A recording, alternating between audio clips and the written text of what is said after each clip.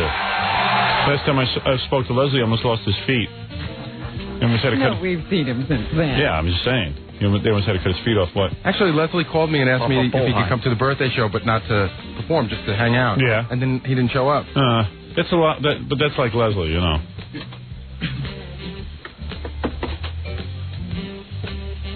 What's that doing there? I don't know. They forgot to move it. Oh, okay. So I figured.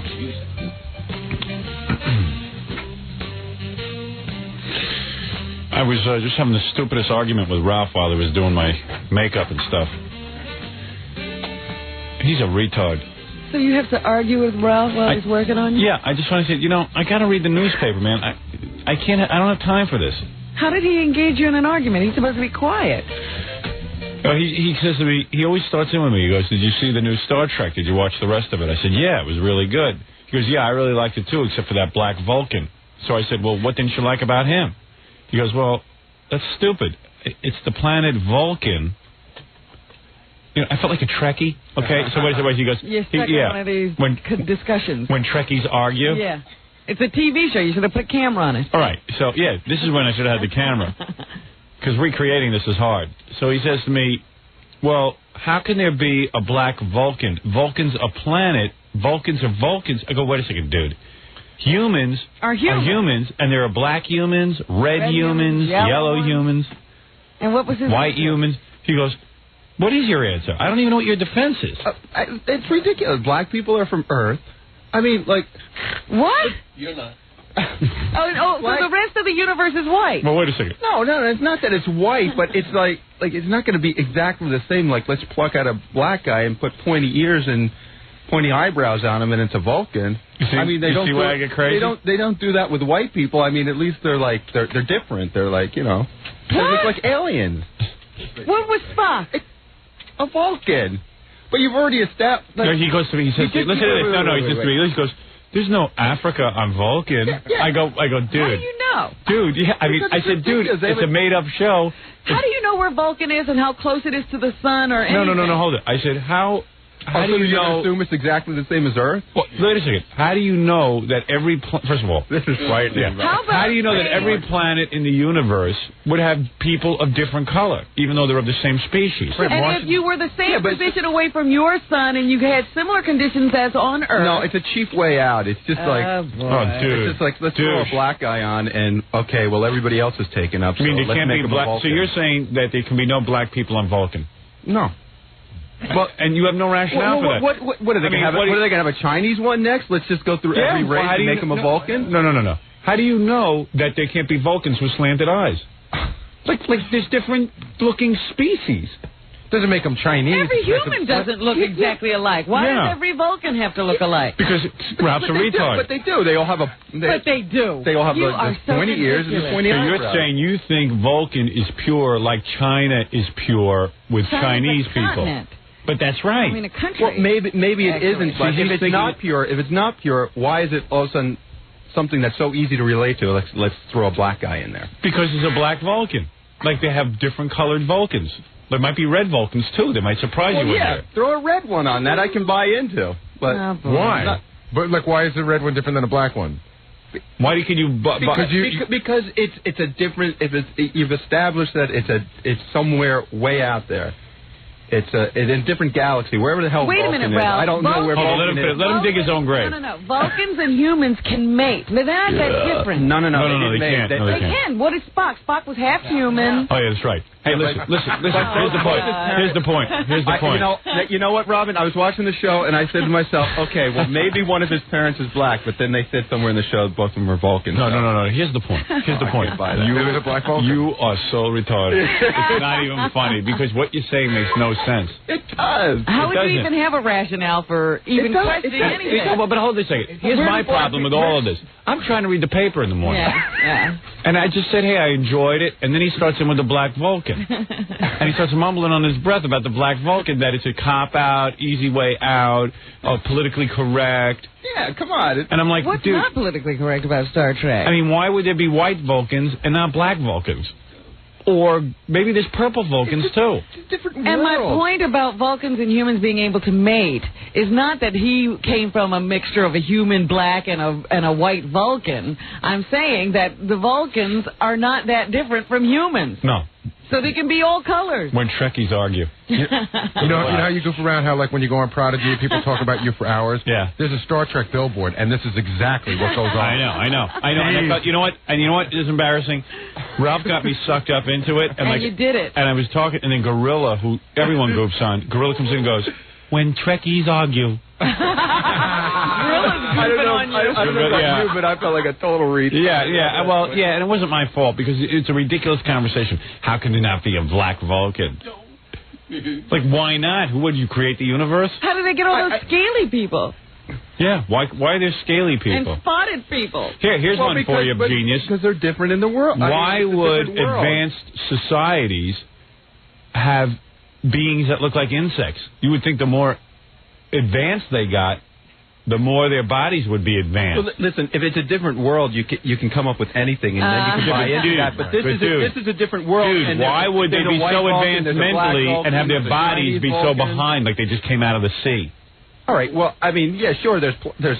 I mean, you can go through the whole show. Do you buy that Clark Kent could disguise himself with a pair of glasses? Yes. You buy that? Yes. All right. So can you buy that there's a black Vulcan? They were hypnotic. That was explained. No, it wasn't. Yes, it was. The glasses were glasses. There was something special in the lenses. Dude. And it was it hypnotized people. You're so when they looked insane. You just made that up. I swear to God, it was. I read every Is there Superman something comic. special in your berry that makes you stupid? You know what? It hypnotizes me. Where did he grow up? Did you ever hear that? Never. No.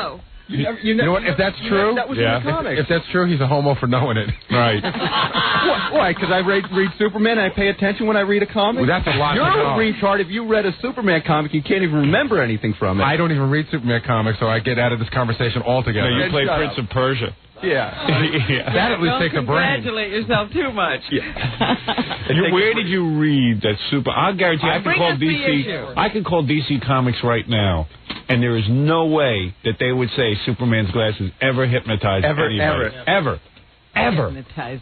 Where did he get the glass? I'm not 100% sure, but I would bet on it. All right, I'll bet you. How much? How much you want to bet? I'm not. See, not that much. Pussy. $50. 50 it is. Okay. Maybe some drunken guy in an argument in a bar one night said, "Oh, maybe his glasses hypnotized." Because out of all of us, somebody would Hey, remember. we got the phone number of some of those comic book guys, right? Go get it right now. I want my $50. Not for we don't have their home numbers. Sure we do. We don't have the guy who created Superman's home phone number? No, we just have the number at the office. I mean, we can get it by 9 o'clock. We can get this. Call Perry White. I heard the guy who invented Superman comics doesn't even have a phone because he died poor. Is that true? Yeah, the two guys were like idiots who invented Superman. They like sold it. What? Schuster and Siegel, right? Yeah, and they sold it for like Almost gave it $100 or something. Oh. They were like kids, weren't they? Yeah, and I think once in a while Warner Brothers would like just throw him some money as a bone. When they make the movie. Yeah, when they made the movie, they didn't even have to pay him for the movie. Yeah, Warner's owns it outright. Bad PR. Yeah. Surprised they haven't shot themselves. Oh, please, I would. I would take out a whole village. Yeah, anytime you saw Superman, you just lose it. I'd go nuts. Shooting people. Yeah. Superman. Yeah. Jack Nicholson made more off Batman than those guys made off of Superman. And they invented it. And Jack Nicholson did what? Let him paint his face. Jack Nicholson appears as the Joker in 5 scenes. Yeah. Robert Wall made more money off of Batman. Yeah. Yeah, that's really sad. The Key Grip made more money. Yeah. Superman franchise is more profitable than the Wheel. You know the guy who invented the Wheel? He got nothing. He got nothing. You don't even know the name of the guy who invented away. it. His name was Ugg. He's actually a caveman. Did you see those cave paintings they just found? Did you see those on the news? No. Was that what that was? Because I saw something going by like Buffalo and yeah. stuff. Okay, what was that? Well, they were carrying on how some caveman painted those 10 billion years ago. They're the oldest paintings or something from a cave. And they're really bad drawings. Yeah. I couldn't hardly tell what it was. But then I said, oh, yeah, that's ahead of us. I said, oh, it must be some kids from kindergarten. Drew some pictures. They're like carrying on. I go, yeah, so you found the world's oldest paintings. Big deal. Didn't mean the guy was good. Yeah. Yeah, were they any good? What? Were they any good? I mean, it was okay. You could tell what things were. Yeah, barely. Superman's glasses got hypnotize people. First of all, where would Superman get the glass to hypnotize people? Well, you know how he's always pulling You're saying stuff it's from out of Krypton? Yeah, like... You're saying that they had hypnotizing glass on Krypton? No, he made them out of time. something, or I don't remember where exactly they came. I'm not making. Let me tell you I swear to something. God, I remember I was reading Superman comic books, and you read about how they found the cloth and made this. Never read about glass. Nothing about glass. In fact, the movie was really dumb when Superman. That's why they're so big. Superman. If you remember the one where Superman goes with Lois Lane to like some kind of honeymoon. Yeah. And she figures out that he's Clark Kent. Right. And at the end, all he does is he goes up and he kisses her, and she gets like all dizzy and goes, and then all of a sudden she doesn't remember anything. Yeah, you don't understand. He was sucking her brain. Yeah, he sucked the brain out of her. I like it much better in the old. I like it much better in the old days when he would just spray aerosol in her face. Yeah, and make her right. pretend. Yeah, that was cool. Yeah, because Wasn't that Batman? because they would get that special aerosol from that little planet that's kept inside the glass jar. Right. Candor. Superman in his Fortress of Solitude has a whole planet or something. Actually, it's a chunk of Krypton. Yeah. But all the people became miniaturized. So whenever he wants to visit Krypton, he goes to the and meanwhile they're like super geniuses. They have sprays that make people forget, but they can't figure out how to make themselves big again. It's unbelievable. No, they like it. They actually live in a jug, like a clear glass jug. Like a ship in a bottle. Yeah, like a ship in a bottle. And they're geniuses. They have 27 robot Supermans, and they're all... It's much better on that planet than it is on Earth. Yeah. And they, if Superman's so anxious to get back to his planet, just hop inside the bottle. Yeah. Hang there. Yeah. They have no super criminals or anything. Nothing. Wouldn't have to deal with anything. Just put the bottle in a safe spot. No, the whole thing doesn't make sense. But I never heard about no glass that hypnotized That was in people. the comic. It wasn't like... Yeah, dude. You know what? We'll call the guy from DC Comics. Get your 50 ready. I could be wrong. All right. That's what. Just get your 50 ready. If I was sure, I'd go for 1,000. Right. All right, we're going to take a break. We'll be back right after these words. Turn to the Howard Stern Show.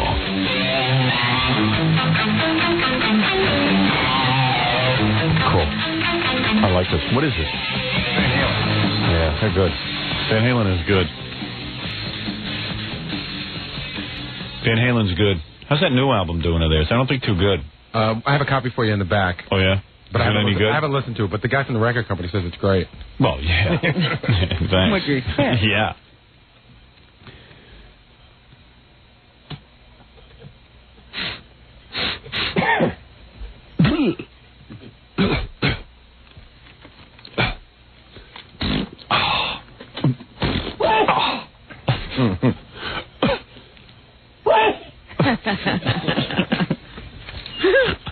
I love that noise. That came out of Jackie. Everything weird comes out of Jackie.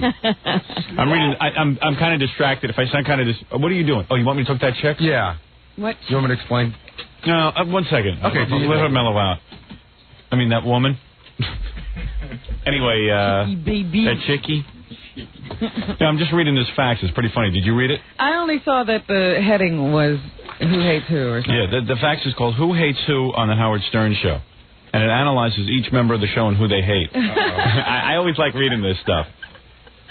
It's pretty accurate. Yeah? Yeah. All right, here, first up is Jackie. Okay. Jackie has the most information. I guess he's the hater of all haters. With the most hatred. Jackie the Joke Man Marlowe loves and hates the king of all media because he owes the king so much and can't take the fact that it's true. So he tries to undermine the show's crew as many times as possible. Jackie likes to make waves in calm waters with that old tactic, divide and conquer. Howard's talked about that before, so everyone knows the deal. Jackie also doesn't appreciate Robin's kidding and making fun of him because he feels that Robin doesn't have the credentials to make fun of him. After all, she's not a comedian, she's a newswoman. At least Howard has a successful show, and he's been doing comedy for a while, even before Robin. But Robin? Who's she to make fun of Jackie Joke Man? Oh, and Jackie can't wait for Robin's book to come out and fail, so Jackie has something to torture Robin with forever. But he can't resist those jugs. No one can. All right, so that's the analysis of Jackie. Who wrote this, you? No, but I could have. Fred the Man from Mars. Fred doesn't really hate anyone in general, meaning that if you make fun of him, he hates you at that moment, and that's it. I don't think he holds a grudge for long. Like Fred's like a retard. You know, he just like hates someone for a few minutes. But he can't remember. Right, he can't remember. I thought it was called kind-heartedness, but okay. I don't think he holds a grudge for long, but everyone who makes fun of him and gets to him is candidate for hatred by the man from Mars. Bottom line, don't get on his bad side. He's very strong and can kill you with a swift blow of an axe. That's true. He's had lots of practice, all that wood chopping for his parents. Had enough or you want more? No, I want more. More. Howard, king of all media. Howard doesn't hate anyone in particular. The king hates all the nonsense involved with running the most successful radio show in the history of broadcasting. The nonsense includes fighting with Tom over ridiculous things, not having the proper equipment that a successful show like this should have. For example, the phone system, the studio temperature, the fact that Tom cares more about bumper stickers and playing golf in his stupid office than satisfying his #1 morning man. It's also like Tom hates Howard because he enjoys too much success at the radio station and knows in his heart that he gets paid way too much for nothing he does all damn day. And it's taken its toll on the king. He's had it. November's too close enough for him. Not close. Sorry. November's not close enough for him. Accurate so far. I can't disagree with anything in here. Robin, queen of all media. I can't say Robin hates anyone, but she loves to rub it in. Any weakness in any of the crew is expertly exploited by her, and the crew can't stand it. Robin's comments are like the crown of thorns on Christ's head. They penetrate deep and are just as painful as her laughing and jeering doesn't help the situation, but all is forgiven due to the fact that her jugs are just so full and round and firm that everyone forgets for a moment when they were mad at looking at those big jugs. You hypnotized. Tom? Do I get to rebuy? I mean, Fred was going, true. What about human kindness? I mean, I can obviously disagree with everything that person said. And how can you disagree? Because it's you not... don't know my feelings. He was talking about how He's talking about my feelings, not yours. That's absolutely true. All right, now get back and do something. All right, Papa Booey. Did he rake his hair this morning? I don't know. It's just getting weirder and weirder, his hair. Yeah, loosen up. Tom, of course it's true. Not true. What do you mean it's not true? That's how I feel. Howard doesn't dislike you. You mean you're telling me I like you? Yes. All right. Okay. All right, you want to hear Gary? Yeah. Fa-fa fo-hi. Fa-fa foo-hi. Yeah. By the way, here's a picture of, according to this guy, this is how the crew sees Robin. See? Just two big breasts. And then yak. That's what this guy's claiming. All right, there you go. All right, here we go. Papa Booey. Fa-fa fo-hi hates boss with a passion when his teeth are the subject of constant analysis and debate. Gary hates that. And, of course, when Robin gets involved, it's the same as the joke man. Who's she to break my balls? That includes the joke man's penetrating laugh, which is just the equivalent of rubbing salt into a wound festering with gangrene. Jackie's laugh makes any insult 1,000 times more insulting. That's true. Papa Foey's S list includes Boff, Quivers, and Marlowe. Ooh, doesn't hate Fred, though. Yeah. Fear is a word. All right, here we go. Stuttering John. Okay. Stuttering John hates being made fun of because of his stutter, but mostly he doesn't like his craft, his music. Yeah, right, to be made fun of. And he can't accept the fact that his only talent, his only talent, is asking stupid questions to celebrities. Targets of his hate. Howard, Robin, Fred, Jackie, red lights, life, etc. So he's saying that Stuttering John hates everyone. Okay. And what were we talking about yesterday, Jackie? That Stuttering John was angry about something? And you said, yeah, his record sales are well into the 12s. Oh no, you were saying something. I said, well, that's because his record sales are well into the dozens. Yeah. Oh, if you make fun of his record sales, now he's got some. He's got some formula, Europe and Canada. Yeah, he somehow gets it up to 40,000. And the record company wasn't distributing correctly, so since he's now selling it. Atlantic Records doesn't know how to distribute. He's taking over the distribution. Yeah, right. Stuttering John doesn't know how to. He doesn't know that Atlantic Records is probably one of the best at distributing a record. Yeah. I mean, I got to figure Atlantic Record knows how to distribute a record.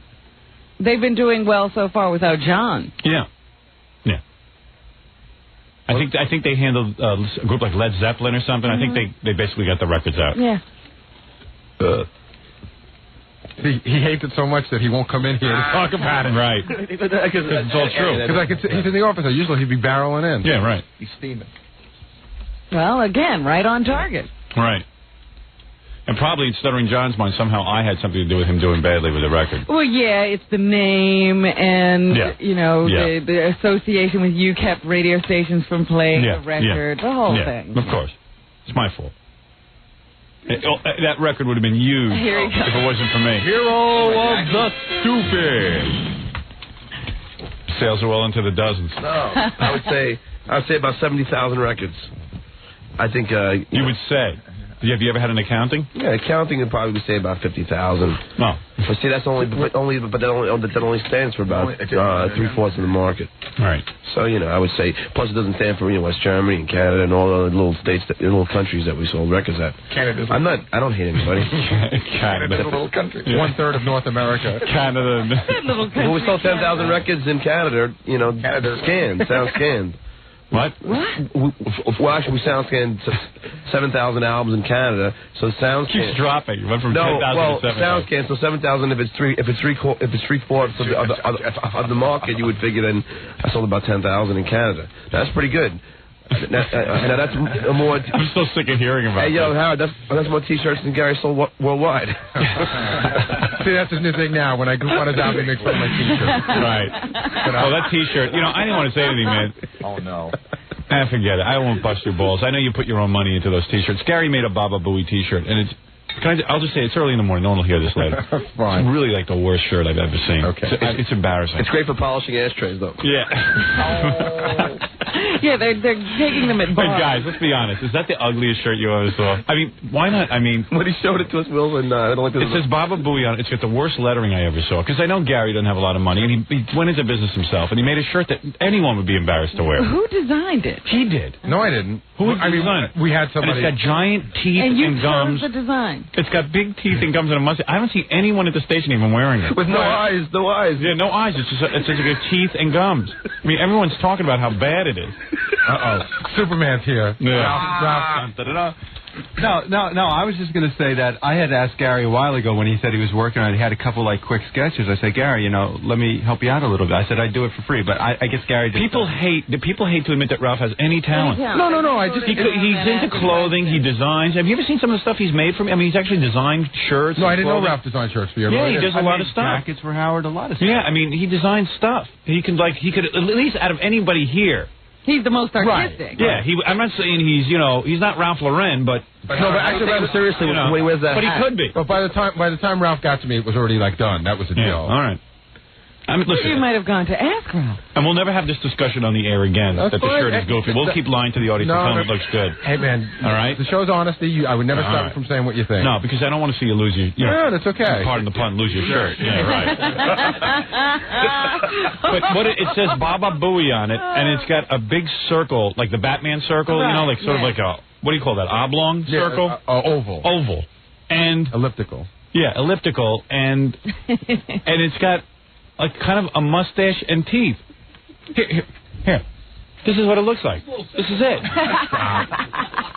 It ain't that creative. It ain't that creative. It's not even that good. No hair on that one.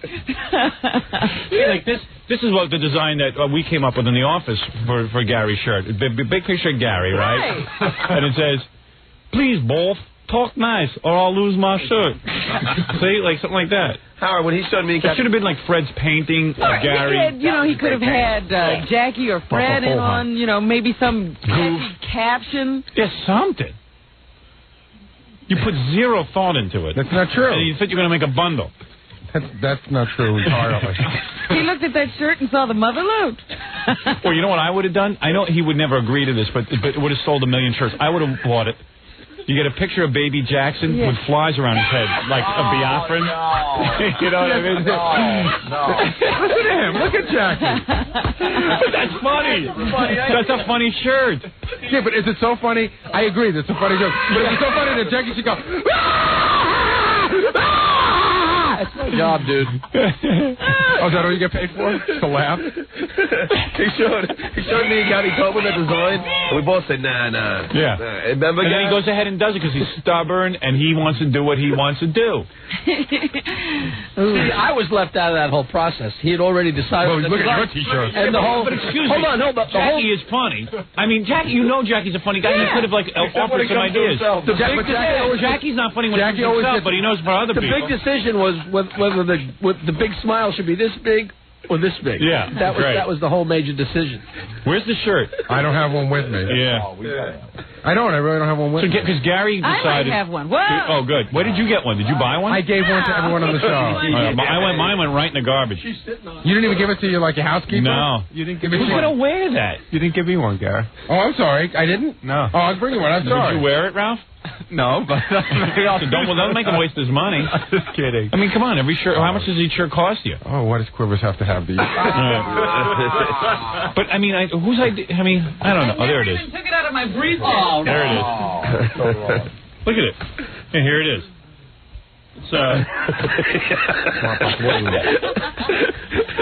First of all, right, here's the front of it. It says Baba Booey, and it's got like the STP thing. Yeah, stupid.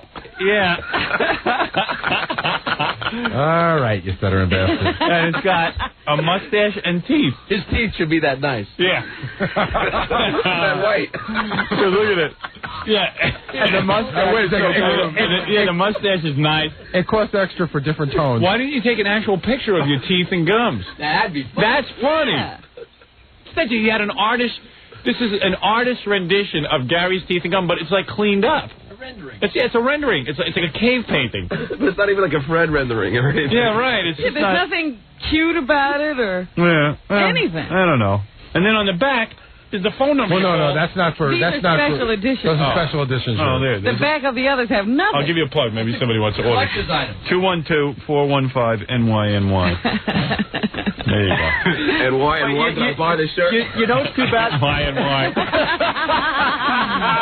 And why did I buy this shirt? Don't How many have you my sold? shirt like that. Well, we're waiting for Canadian accounting to come in. Soundscan says about 8,000, but Really? it's about 3/4. No, I have no idea. You, I really don't. don't? I really don't know. You mean, but it's your phone number. I mean, it's he knows. He No, knows I really don't. Have you sold any? Estimate, guy. Come on. Estimate? Seriously?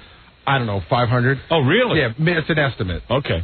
Around 500. How much do you need to sell to make back your 10,000 more, he makes his money back. No, I think no. To break even, I think we needed to sell it was a minimal startup cost. I think we only needed to sell about 350 or so. All right. Oh, we're in the green. You're in the green. That's the green. Wow. The Well, green. black. No, I don't know. Just because you're thinking of his teeth. The green. I'm in the green.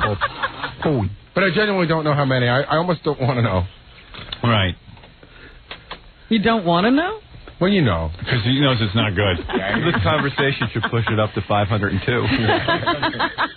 Well, anyway, there it is. The Baba Booey T-shirt. You know, you said he was stubborn, and that's why this isn't working out. He's stubborn like a mule, and he's got the teeth of a mule. You know, and you know what's funny about him? The funniest painting I ever saw of Gary was Fred's painting that he actually painted. Oh, yeah. Classic. And I would have just taken But you know how things go around here. Then I want to, if we get involved in that was done for the show and people don't like it. Please, I would have. As long as it's okay with Fred, what do I care? So if I change the design tomorrow and use that, you'd let me? Yeah. Okay. I would have been honored. Think about that. Fred would be honored. I would. I told him I would wear that. So would I. I told him to use one of the caricatures back in the office. There's so many good pictures. Yeah, but at least Fred's is in color. It's full color. It's funny. It's got the big mole. Everyone would be laughing about it, wearing it. But Gary would never come to me and ask me what I think should be on the shirt. Well, if I came to you and asked you, we'd be having this half-hour conversation about how dare I bother you when you have big movies to write. Right. That's true, too. You know what? You're right. Well, at least talk to Ralph. He's got nothing to do. I mean, really. This actually, it's too bad. It actually could have been a cool shirt. The idea of the black and the white and the teeth and the mustache. You could have done it. Well, Ralph, if Ralph would like to come up with some designs, I'm willing to. What would he have done? I don't know. Just like you can't even see the it's all lost in this big blob of white. Yeah, I know. It's hard to tell what it is. It's like Tom designed. And the big blob of white is not cool. It's like an iron-on patch. And you wouldn't put this, like you put this on the back and maybe just make it real graphic. Oh, good. Here's the Fred painting. Now, this is a funny T-shirt. What a shirt that is. That's funny. That's classic. That's good. That's classic. Hey, look at that. Imagine luminescent teeth. Yeah. Right, you have them day glow. The teeth that glow in the dark. Day glow teeth. I have this purple shirt from a radio station that I'm not allowed to wear here because it's got another station's call letters. But it glows in the dark. Yeah. Imagine those teeth glowing in the dark. That would be beautiful. Great. The more he sold, the more depressed he'd get. I was just thinking that. Like, who the hell would want the whole world walking around with that? Wouldn't it be great because you could take you could take that lip, that big pink lip. Look at that big fly hair on the neck. The big pink lip. Like Fred took every one of Gary's features and brought them out. Like the lip and the tongue and the teeth and the mustache. It's like a big Reuben sandwich. You know what I mean? And then you got like that bad hair all over his face and hair running down the back of his neck and the big giant mole that's almost taken over his eye. That's not a mole. It's a birthmark. Birthmark. A mole grows hair. Yeah. Mine doesn't. And the bad hair. Wait a second. Where's no mole on my ear? And down by the ear, right there. Your second mole right by your ear. I didn't know I had one. I've never noticed. The first time I saw that, I fell down because that's the view of Gary that I have, and I'm sure Robin has too. When I saw that and the moles and that, oh man! There's even a mole by Gary's ear. Dog. Yeah. And then Gary's ear is up almost to the top of his head. Close to ape. Okay, so my perspective was a little off. Look at that. Hey, do me a favor. Hold Fred's picture and you turn to the side. What am I, Homo erectus? Ralph, hold this up next to Gary's head. Let me see how that looks. And you turn to the side. Now that's funny. Wait. Keep your head to the side. Don't look. Oh, that's the shirt. It's like he posed for it. Yeah. Look at that. Look at that. That's a T-shirt. It's beautiful, colorful. Hey, Robin, look. I love it. Hey? Gary, just open your mouth and let you... Shut up! Shut up!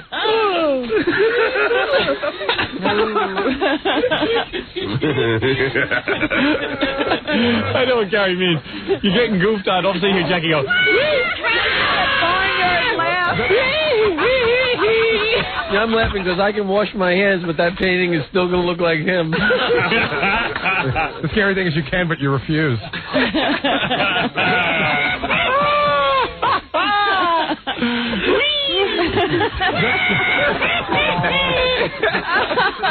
Fifth grade all over again, right? Yeah, because Gary was telling me like in school he used to get goofed on by his teeth all the time before he had calves. Robin's got her funhouse laugh on this morning. You know, that evil funhouse laugh. Just couldn't take it. Don't try to resist. It's like the clown on top. Yeah. Well, hey, while you're on it, you know, you might as well. Did you see that letter you got yesterday about my quick appearance on the Tonight Show? Did you read that? Yeah, that's pretty funny. We got to take a look at that. Yes. You know, well, I'll talk about that later. Look, nah, I don't want to pile on. Spread it out over a... People were saying, you know, when they saw the birthday show on TV, particularly on the Tonight Show, Gary's on for a second, and they say for the second that you see Gary on the birthday show, I mean, he just walks by, he licks down his choppers and gums. Yeah, and they say it's unbelievable. No. Play it in slow motion. Yeah. So they say it's like a second. You only see Gary for 1 second, and he's like. He's licking everything down. The teeth are going, the gums are going, the lips are going. Oh, boy. You know where you screwed up on your T-shirt? You just... There you go, Ralph. You know where you screwed up on your T-shirt? Where's that? You screwed up just because you... Put it out. No. You didn't want to embarrass yourself. So you did the mustache and teeth and everything. You tried to make it nice. Right. You got to let people who goof on you make the shirt. And then know what to do. It's funny. Yeah. All right, so I'm accepting designs from Ralph. No, here's your design. This is it. Yeah, but you know how much it costs to do all those colors? Dude. Come on, that would be funny in black and white. What you do is they make a You patch need that out of it in pink color. lip and the white The patch teeth. just gets put on the shirt. Yeah. Hey, the patch though looks cheap, but so what? That's a funny. Now that's good. I would wear that shirt. So would I. Everybody. I would wear So that. would I. I wear it right now. That's right. I put that. I Ralph, put that to my chest. if you don't shut up, you are going to wear it. See this, Baba Booey? This is your ticket to freedom. Who's the retard on your shirt? Yeah. Corky. But Gary licking his lips and gums. I'm going to talk to the E people. I want that to be our new MGM Lion for the E opening. Like either for the opening or the close. Like all of a sudden you just hear, And you just hear like, yeah. Oh, that's funny. Yep. Yeah, in fact, I like the lion roaring with Gary licking his teeth and gums. And then we just, and then it just is dun dun dun dun dun. Like first production. Yeah, right. So I'm thinking of making like a little logo. Yeah. Sit, Ubu, sit. Yeah, E pluribus booby. Man. Yeah, I think you screwed up on that shirt. You know, I got to take a break and then I'll let that girl come in. All right, well, I'm considering fixing it then. I could have it fixed in a day or two. Yeah, I don't know. Yeah, I've been meaning to talk to you about it. I said, I don't want to ruin his business. Well, I'm glad that you didn't take me in private and to do it here. Right, yeah. We could really benefit from it the most. Right. No, because the guy makes a T-shirt and he makes a complimentary T-shirt. Right. To Baba Booey. You know what I mean? I mean, no one wants to wear a Baba Booey complimentary T-shirt where you're sitting there and like reveling in Gary's beautiful mustache. Even if he didn't come to somebody here, he should have gone to that guy who draws millions of pictures of him. Yeah. That are I'm not talking to him. Yeah. I know. That's funny.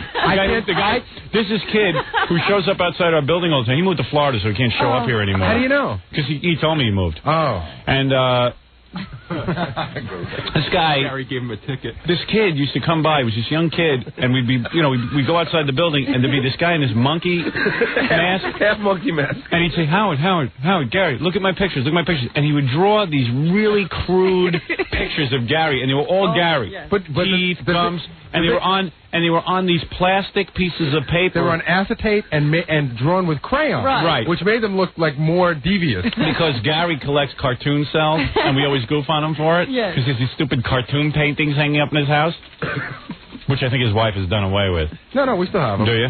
But you know what he used to Are do? they hanging in the house?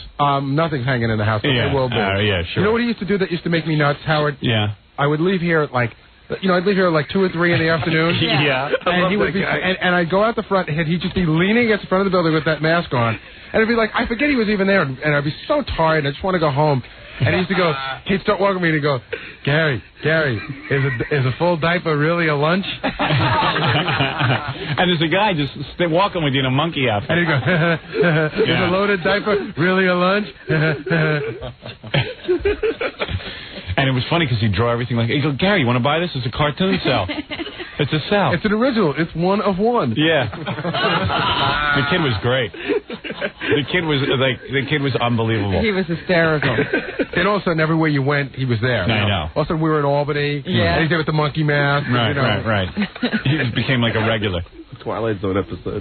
Stalking. Did you ever walk out of the building when the guy was there with Gary? Oh, yeah. And he was like, Don't laugh at him. Oh, it was great. No. Don't laugh. No, Gary would be like, hey, this guy's a real pest. Don't pay attention to him. And then 2 seconds later, I'm laughing, looking at the cell. You couldn't help it. Yeah, right. You had to go through the whole collection. Gary's like, hey, don't encourage this kid because, we don't want him hanging around. Hey, we all have our weaknesses. Just like Jackie says, hey, don't give any credence to that guy in Albany who called and said the show was canceled. Right. Oh, don't talk about that. But Right. the monkey man's funny. Right. So the kid would be out there, and Gary's always like, hang on. Please.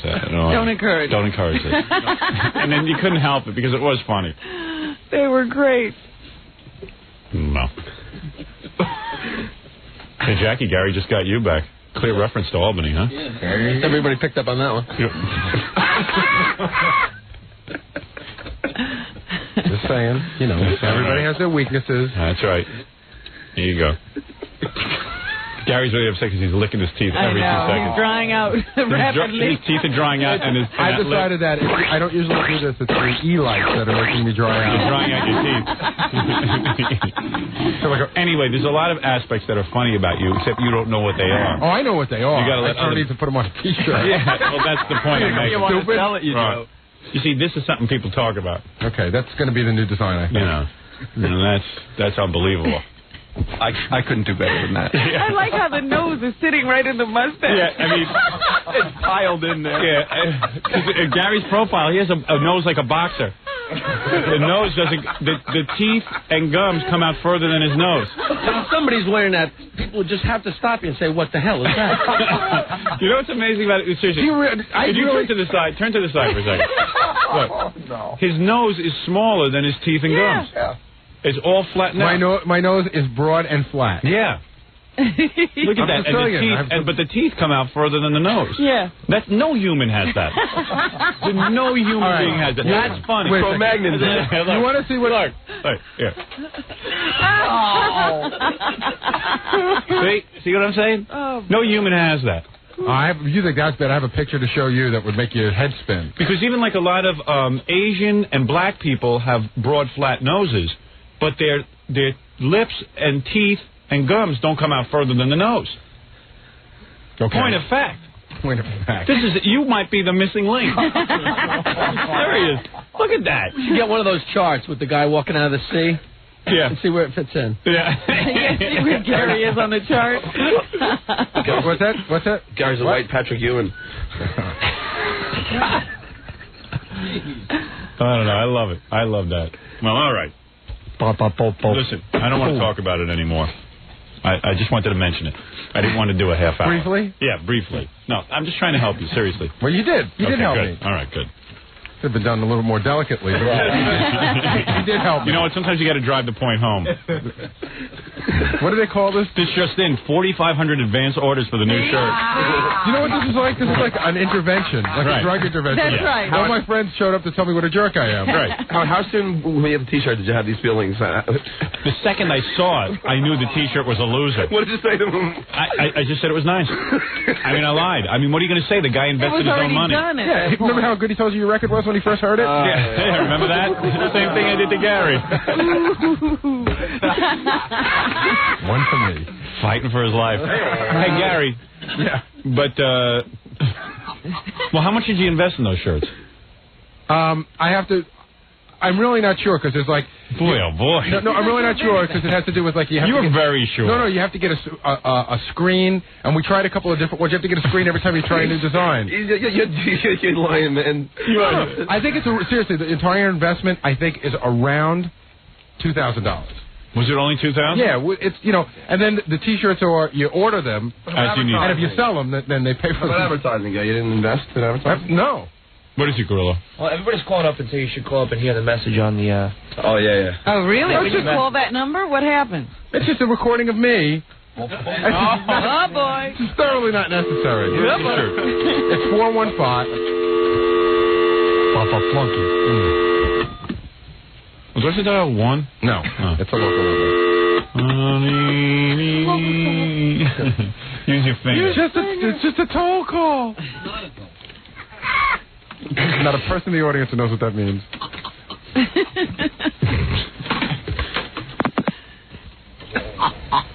Hey, it's Baba Booey from the Howard Stern Show. By now you've heard all the hoopla.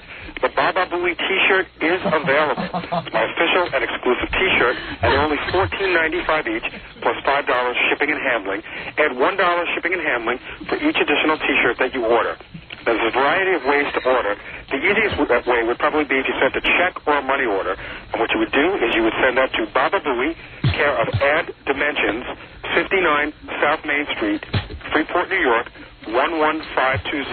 And that's the way you do it if you send a check or a money order. You can also send your credit card number with the expiration date, and you'll get it as well.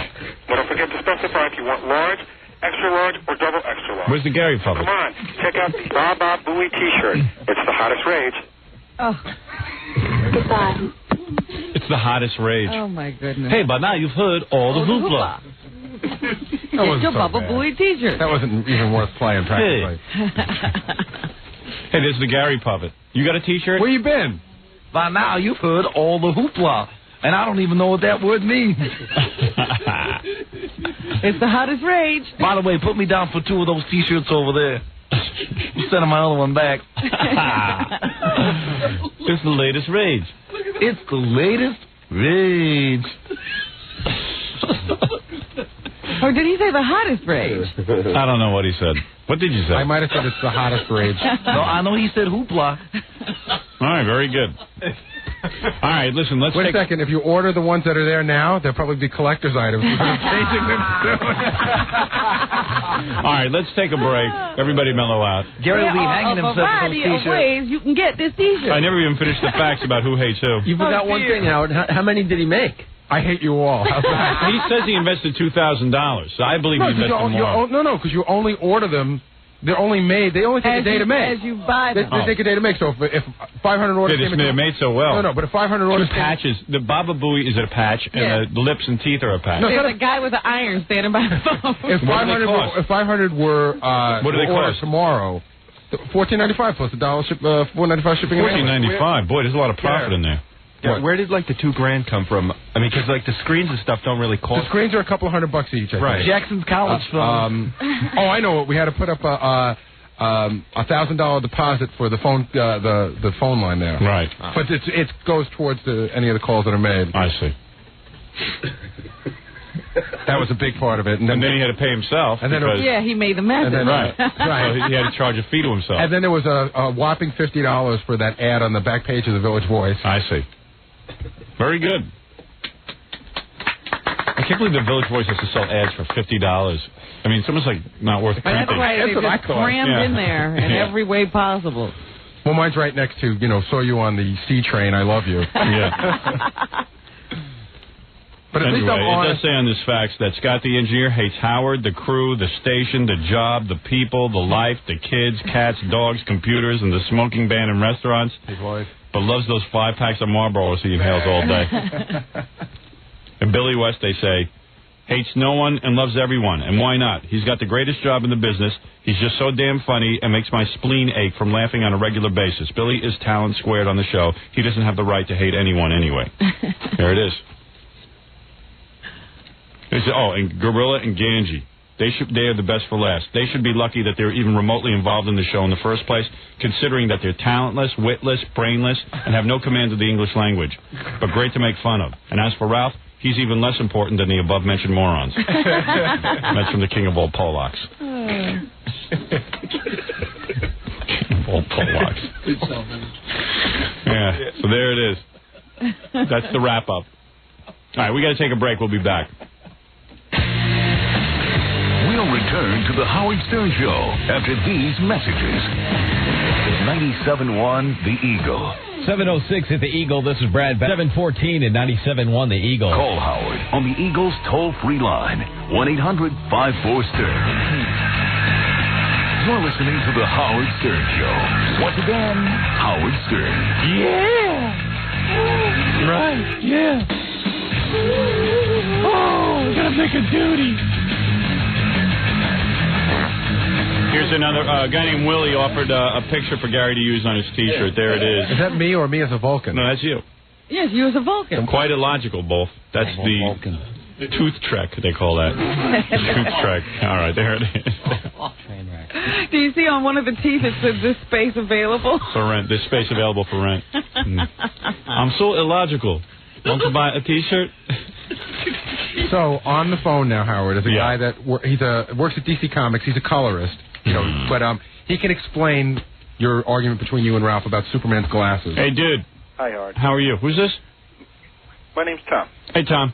You know, my cousin Jack Adler used to be a colorist for DC Comics. Actually, your uncle Jack Adler. No, he's my cousin. Okay, well, you know what it is? He's an old guy, so everyone assumes he's my uncle. All right, well, I was the last person to be hired by Jack. I worked under him like 15 years ago. Yeah, my cousin's real talented. He was always the big star in the family until, of course, I came along and totally eclipsed him. Blew him out of the water. Blew him out the door. He must be really big in the comic circles, because I did. You know, all the little retards who collect comics, they constantly worship him. him. I did a comic book convention, and they were trying to book him, and apparently he's like hard to get because he doesn't really do a lot. Yeah, and meanwhile, my cousin Jack used to, in his house, his whole garage was filled with every original. He used to send me the guy's a great guy. He used to send me, when I went to summer camp, every comic, first edition, in Arabic and English and all the different countries, everything. And I had this amazing collection. Of course, my mother gave it to Robert Tobiasen, a kid who lived in my neighborhood, because she decided these comics were collecting dust. She was like, Fat, this is garbage. Fat, throw them out. What am I going to do with them? I said, Ma, I love these comics. This is a part of my life that I love. You're getting too old. Give it to Robert Tobiasen. Let him fill up his house with junk. Let his mother worry about it. He probably sold them for like $1 million. Oh, he's retired. He lives in, I think he lives off the coast of Spain. Yeah, he has his own island. He has an island. Yeah, he sold them all. And then my cousin Jack used to have his whole garage filled with first edition paintings that he made of Superman, all the comics. He used to draw for Mad Magazine or paint for, he painted all the covers. That was his thing. He painted. And, I don't know. Then and guess what? So all these comic book collectors wanted to get the stuff because they wanted to sell it at conventions. He was like, I'm going to save it for my grandkids. So he gave it to his grandkid. He sold it all off for like, I don't know, a couple of grand, like nothing. I don't know. I hear these stories. I said, why don't you let me get involved? He says, no, I'm very happy. I got all, I said, Somebody hit the mother load. Yeah. Yep. So what is this about Superman's glasses? Okay, so in answer all right, here's the point. Ralph is such a douche that he had an... I mean... Let's hear how much of a douche I am. Well, anyway, the point is Ralph claims that Superman could... Hypnotize. Yeah, I said to him, hey, man, what do you think? How come Clark Kent never got discovered as Superman? He only had his glasses. Because Ralph doesn't believe there could be a black Vulcan. Yeah. So we're having a stupid conversation at 5:30 in the morning. And, so you decided to throw in another stupid And the thing. question came up. I said, Ralph, Superman, you got to suspend belief. I said, Clark Kent looked just like Superman except with a pair of glasses. I said, I take my glasses off, you can still tell it's me. What do you think is the difference? So Ralph goes, well, Superman had special glass in his glasses that could hypnotize people when they looked at him. I said, I've read every Superman. There's no such thing. You're making that up. So we have an expert now, Tom. All right. Okay. Tom, are you really an expert? I mean, yeah, indeed I am, Howard. Like I say, I was hired by your cousin Jack. 15 years ago. I've been working there for 15 years. Yeah. Now I agree with you. Ralph's an idiot. And when it comes to when it comes to the matter of the Vulcans, boy, how stupid can you be? Right. I have to agree with you 100%. But guess what? That berry-faced bastard. He should have bet you this time because he would have won. Now, you have to understand that Superman's been around for 50 years now, and the same guys who started out writing it, they're dead and gone. And every 10 years or so, you get a different crew of editors and a different bunch of writers, and everybody puts their own slant on the story.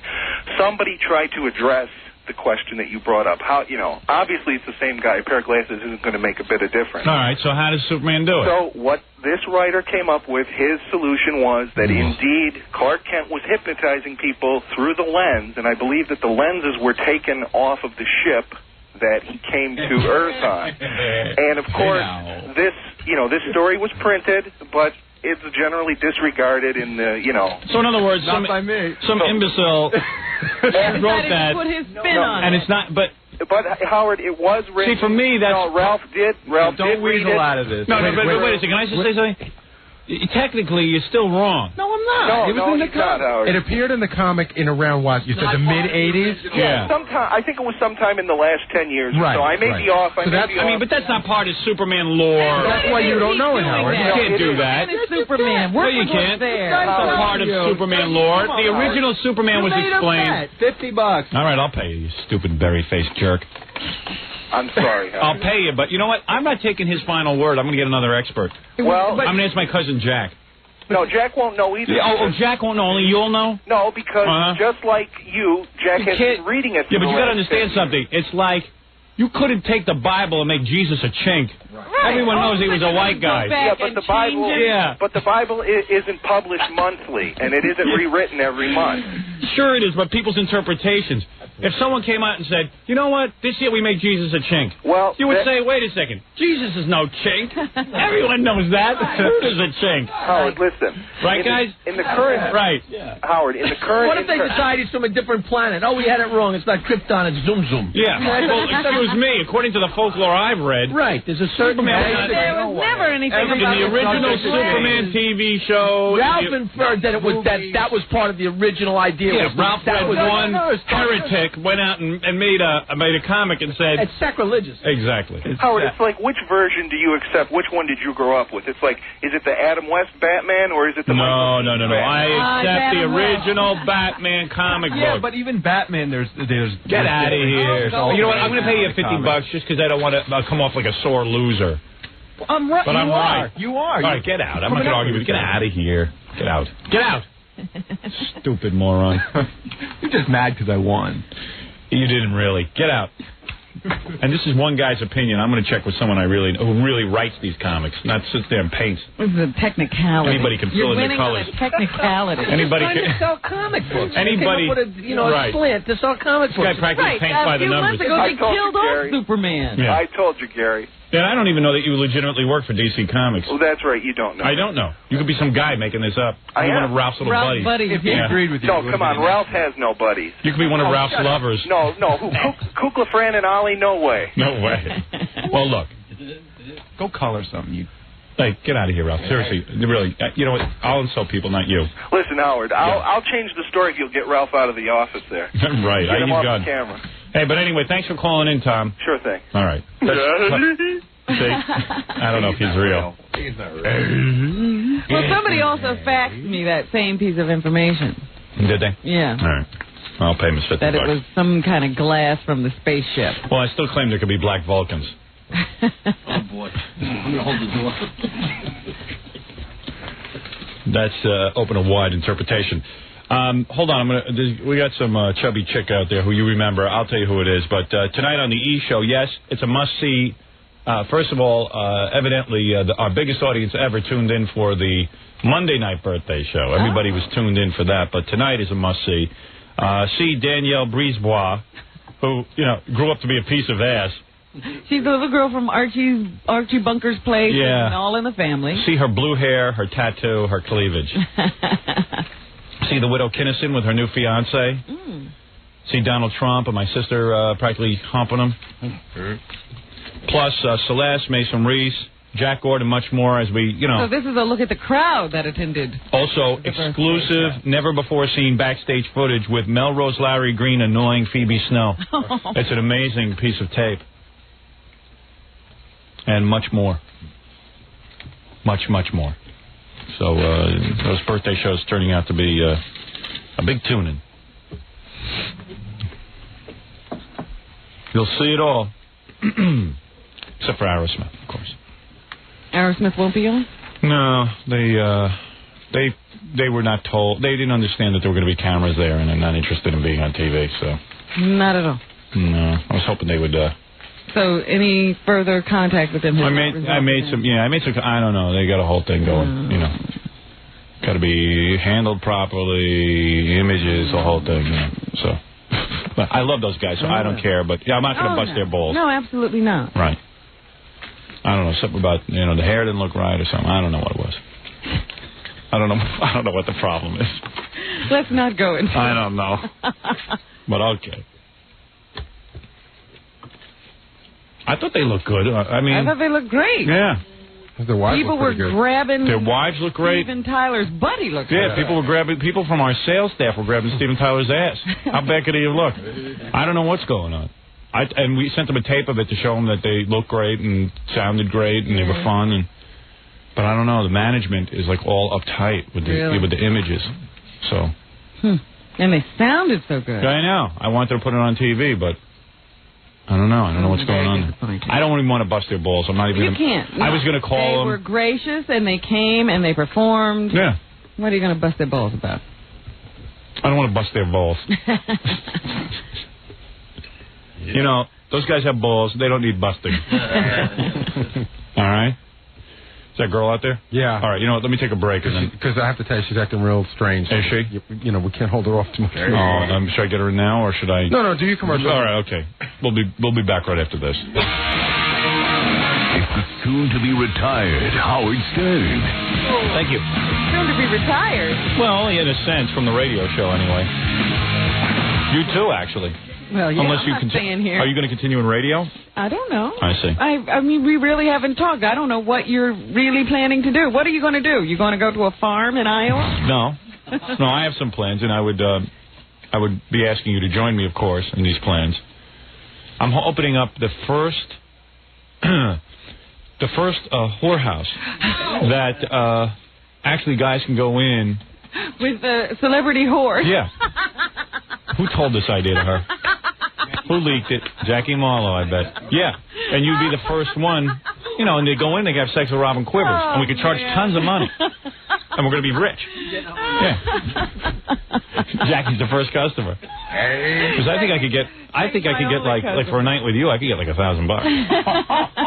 Jackie, what do I get to keep? Oh, you get what any whore gets. You get 10%. Yeah, you'll get a regular salary. Yeah, I'm the entrepreneur. Yeah. Jackie the Joke Man Marlowe. To order Jackie's Wild Comedy CD or cassette, it's $10 plus $3 shipping and handling. Jokeland special, buy two, get one free. Call 1-800-323-KING. And Saturday night, January 28th, at the top of the Riviera Hotel in Las Vegas. What, is he jumping? Yeah, Jackie will jump. Hey, I'll bounce. Ow, ow. For raunchy jokes and info, call 516-9221. Remember, 516-9221 is not a pay service. Hey, let me bring this girl in. Remember that girl who came in a couple of months ago, and she was kind of chubby, and she was like putting me down? Oh, the girl who was sort of Hispanic? Yeah. Yeah. And she wasn't so bad looking, but she was fat. Yeah. And I told her... She went away to lose weight, right? She went away to lose weight, so she's here to let me evaluate her. Okay. Her name is Josie. Right. And Gary says she's out in the hall acting real strange. Let me see you. Oh, there she is. Oy vey. What? Come on in. If I was your size, I would not wear pants like that. You got a real, I forgot, you got a really cute face and a cute chest and a cute upper body, and then you're huge down below. I mean, and you're wearing stretch pants. You know? Right. You're wearing stretch pants and obviously no panties. I'm wearing panties. Are you? Don't do that to me again. Are you wearing panties? Yeah. Because I can see the outline of your private parts. What? I must be like, Get close to the microphone. I can't hear you. Just watch you move your chair back a little. Uh-oh. She's pretty out of it, I She think. is. I don't know what she does. Stay close. Just come right on up to the microphone, would you please? She's practically topless. Got a nice breast, I'll tell you that. What? She's mad at me because I said she's been acting strange, but I think you can see what I've been saying. Yeah. I'm not mad at you. Hey, can you get close to that microphone? Like, just lean into it? All right. All right. There you go. Why Hey, is she back? Can you just get the... Yeah, there you go. Yeah. Just let Gary adjust the microphone, and then we'll talk to you. No, I won't. Okay, that's good. Are you pregnant? Yes. You are? No. Oh. Why do you ask me? You're a pretty girl. Why don't you lose some weight? Can you do it? Yeah. I thought you said you were going to lose weight the last time you were here. I did. No, you didn't. You put on quite a few I pounds. lost 10 pounds. The consensus. What? The consensus of everyone here is that she's growing as we speak. Right. If you lost 10 pounds, you found 20. No, I really lost at least 10 pounds. Really? Maybe 15. No, maybe 5. Just stand up. Let me look. No. Let me look you over. Let me see. You know what? I'd have sex with you. That's the odd thing. I'd put the lights out, but... Can I sit down now? Yeah, sit down. So why are you here? If you didn't lose... Because you got a double chin now. I'm telling you, you're getting heavier. What are you eating? Are you eating a lot of fast food? What is he taking notes over there? No. I'm just saying, did you... Yeah, I'm eating too many fast food. Too many fast foods? Well, if you're going to use foul words, I can't talk to you. You can't use the F word. Well, then don't ask me if I do drugs. Howard, we went over I just that asked if you were high. That's all. You're acting... Well, you're always asking me if I'm high. Have you ever wondered why? You're acting like someone who was on drugs. I'm not saying you're on drugs. You act like you're on drugs. You have like a monotonous personality. It's just... all I'm saying is if I'm acting like I'm on drugs, I'm not. But are you on drugs? No, you must be on drugs, Howard, because you, cold. I called? I said you're cold. Why am I cold? I don't know. You're just you're like ice, like... What are you talking about? What do you mean I'm like ice? Like vanilla ice. Take your sweater off. Let me see in your bra. Let me see what's doing there. Let me see. Let me see what's going on. Let me see. Pull up that shirt. Let me see what's going on. How far do I have to pull it up? Let me see. Boy, you got a lot of hair on your belly. No, I don't. You do too. Pull up your shirt. I'll show everyone. Pull up your shirt. You got a whole line of hair going right up your belly. No, I don't. Oh, look at this. Come here. Nobody's gonna touch me. Yeah. Nobody wants to touch you. I'm not gonna. No one wants to touch you. Believe me. You lose a few pounds, I'll touch you. I'll tell you that. Let Jackie look. Pull up your shirt. Pull up your shirt. He's just going to confirm what Howard said. You got hair running up your belly. Go ahead. Wait. I'm a doctor. It's okay. Let Jackie look. Let Dr. Martling look. Dr. Jackie. Here. Just get that button off. What is going on over there? She's unbuttoning her shirt. It's flopping out of her top. Let me see. Look. Come on. There's a lot of hair there. Yeah. Right there. Yeah. All right, now close your shirt back up. Please, quick. Can you shave my initials in there? No. That would be good. That would be a sign of love. No. I don't know. She's getting real weird on me. I know. I don't know what happened to her between last visit and this one. Yeah. What happened now? You still with? Happened. You still with your husband? Yeah. He's still cheating on you? Your husband's still cheating on you? That's a loaded question, Robin. I never said my husband cheats on me. You didn't? No, I didn't. But you said something about him not having sex with you or something. I remember there was some problem. Oh, well, we remedied that. Oh, good. Oh, yeah, you're having sex with your husband again? Well, I mean, we did it once. What are you again? Are you black? No. What are you? What? I'm a mutt. What are you? You're half black, right? I don't know. You don't know what you are? You don't know what your father was? He's Cuban. He's a Cuban? And what was your mama? She a black woman? No, she's from Santo Domingo. Oh, she was? She is. Right, I'm just trying to decide what you are, that's all. What do you do for a living? What I do for a living? Yeah. Well, as I recall, you said I do nothing, like your mother. No, really, what do you do for a living? Nothing? Well, I mean... Because I would think if you could just, if you're just sitting at home, why don't you just work on your body and stuff and do exercises and, not eat that much? This is the woman who said she wanted to be an actress. Yeah, don't you want to... You're talking about this girl that has blue hair. You have blue hair. Oh, boy. But those lights, I mean... Right. She's obviously trying to be just like you. How many children do you have? She doesn't want to, she doesn't want to, she just wants to, I don't know, be your sister, right? Who's she talking about? She's talking about Danielle Brisbois. Oh. She wants it, believe me, if Danielle Brisbois, if I give her the opportunity, she'd have sex with me. Really? And so would you. No. Oh, yeah, right. In a second you would. Well, maybe. In a second you'd have sex with me. Well, I don't think so. Oh, I think I know so. It's pretty obvious. You're flaunting your breasts in front of me. What are you talking about? You're trying to coming on to me. You told me to lift up my shirt. Who goes on your show? Yeah, but what kind of girl takes off her shirt who doesn't want it? What kind of girl goes on your show and thinks you're not going to ask her that? Yeah, but let's face You've it. been doing that for at least... Yeah, and you're so horny. Didn't you try to get it on with Ganji out there? I'm not anything. When you went into the bathroom with Ganji? No, I mean... You didn't? Well, he was there, Right, but you didn't do anything? No. No, okay. Well, what happened to the acting thing? Yo, I thought you were going to be an actress. Well, no comment. Oh, boy. I forget. How did we leave it with her the last time? She said she was going to be an actress. Yeah. And you had her come down here to evaluate her talent. Right. Well, let's hear you act. Did you ever act for me? Whoops. Oh, goodness. Uh-oh. What are you doing? I'm playing with myself, Howard. Are you going to act for us now? Why are you asking me like these redundant questions like that? Well, I'm trying. You got to understand something, my darling. I'm not just- I do a radio show. I'm close to throwing. Any one of those whores that comes on your show from Score.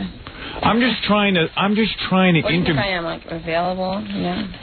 Oh, boy. Yes. What do you think I would do? Like, sit here naked and... Yeah, I think you would. I think if I got you in a room alone, you'd want to have sex. That's for sure. No comment. The paper. He's interviewing. Are you going to read the paper, or am I going to throw you out Why of did here? you come here to read the paper? Yeah. She's sitting there reading the paper.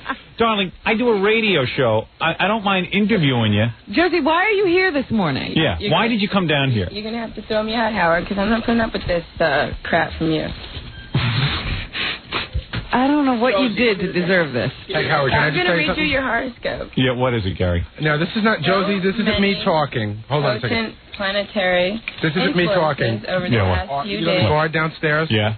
He swears that he thinks that Josie is a lady of the night, and he has all these theories because where she said she just came from, she's hanging around. It's like a big hooker strip, and her ankles are all swollen. I mean, she's been walking around all night. I don't believe it, but that's what he says. All right, let me ask you something. Josie. Therefore, like the willow, you should bend rather than... Have you ever hooked for a living? No, absolutely not. I can't even believe you would ask me that. Well, that's because the guy downstairs had a theory that you were a lady of the evening. He doesn't know. He doesn't know anything? Anything. Let me see your He's ankles. probably gay. Are your ankles swollen? I mean, no, he's probably gay. I mean, what does he do sitting there? That guy is not gay. I'll tell you, he might be a lot of things, but he is not gay. Married because if he were married, he would get a real job and he wouldn't be, working nights.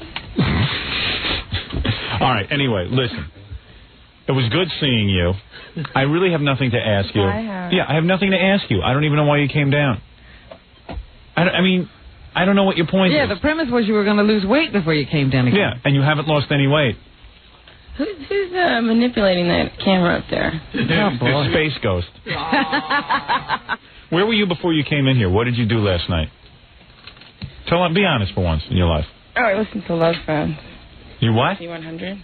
You listen to Love Phones? You listen to the radio? Yeah. And then what did you do? You came down here? Why don't you go to their show? Yeah. Leave us alone. All right, so you came down here, and what do you want? Tell me about your impotency. You think I'm impotent? How often can you... Yeah, you want to know something? Honey, let me tell you something. One thing I'm not is impotent. And that's for sure. Really? Then why Except when it comes to you. Talk so much and you don't do anything. That's a good question. That you ought to ask my wife that. Somebody's impotent. Yeah, somebody's impotent. I think it's my wife. I don't know. You're kind of sexy in a way, Isn't she, Jackie? You know what it is. What? You want me to be friends with your wife? You know what? I should be your babysitter. You'd end up like... Is it the nuttiness? Yeah. Is it a nut? But she's got a pleasant face. She could for you. She's got nice... real hot, Howard. She's got nice hair, nice face. Who's that comedian that, Excuse me one second. Really She's got a nice hair. She's got really nice It face. has nothing to do with that, though. But She's got a really nice chest, but her whole lower body is huge. Robin, help me out here. it's because she seems out of it. That's what you love. No. No, she's attractive. She's got a cute face, Don't right? testify. She's attractive, but Yeah, I'm not saying she's not attractive. Nice features. nice features. Well, I mean, she could actually I be look better cute. than Fred looks today. But with that attitude, it could only be the nuttiness. Fred looks Yeah, no, the nuttiness actually scares me. Really? But Fred, yeah. did you do your wife last night? But look at the size of the lower body, the I can't haunches. see her lobe. How tall are you? I don't know, Howard. Stand up. Yeah, she's built like a pear. Yeah, let me see. Look at. Man, if you could lose that whole lower body, it'd say chop your body in half. You know what day today is? She'd be so pretty. Because her face Today looks like is she'd have one of those little pixie bodies. She looks like Lisa Bonet. Yeah, she's cute. What? Today's the day of the trial of the century. Yeah, that's right, the OJ trial. Mm-hmm. What do you have to say about that? Hey, she's doing the news with me, Robin. No. Are you trying to do the news? Preview. All right, listen. was good seeing you. I don't know what your point is in coming down here. You were supposed to come down here once you lost weight. What's your point in What? in speaking to me like that, Howard? No, the point was that if you were going to come on the show, the interesting thing would have been if you lost some weight so we could see you. Your problem is that you can't deal with women that are respectable. You have to talk to women that are beneath you because... Well, but I'm not... Listen, let me say something. You certainly are beneath me. You're just a pig, Howard. You are beneath me. I don't think I'm better than you. I don't think so. Oh, I think so. I don't think Where so. did you go to college? I haven't finished college. Of course not. You don't finish anything.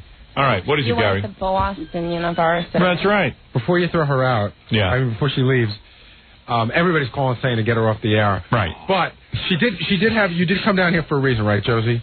Remember? Yeah, what is your reason? In other words, why is Josie here? And because she's staring at me like she's in love with me. She's having some marital problems she wanted to talk to you about. Not in love with you. Staring. But what happened with you and your husband? You don't want me to look at you? That's it. I'm not looking at you. Josie, what happened with you and your husband? What happened? Well, we got into a fight. And what happened to him?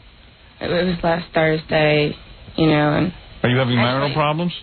It was the day that Kelly Breslin was on your show. Who? Kelly Breslin? Yeah, you know that. Jimmy Breslin. Yeah, that was last Thursday. Okay. Oh, okay. Jimmy Breslin's daughter, yeah. And you said she was so pretty. Ripper, get to the point. I did not. I said, what, did you get jealous? Salivating. Yeah. Because I know her, and she ain't all that, and she's not me. What? She's not me. You can't tell her she's pretty. You haven't told Josie.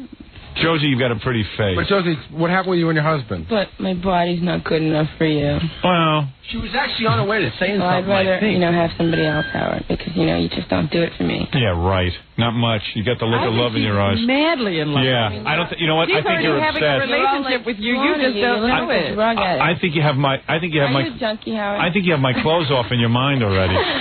Yeah. Yeah. They really want you. So hard. They really do. So what happened with your husband? You and he were fighting?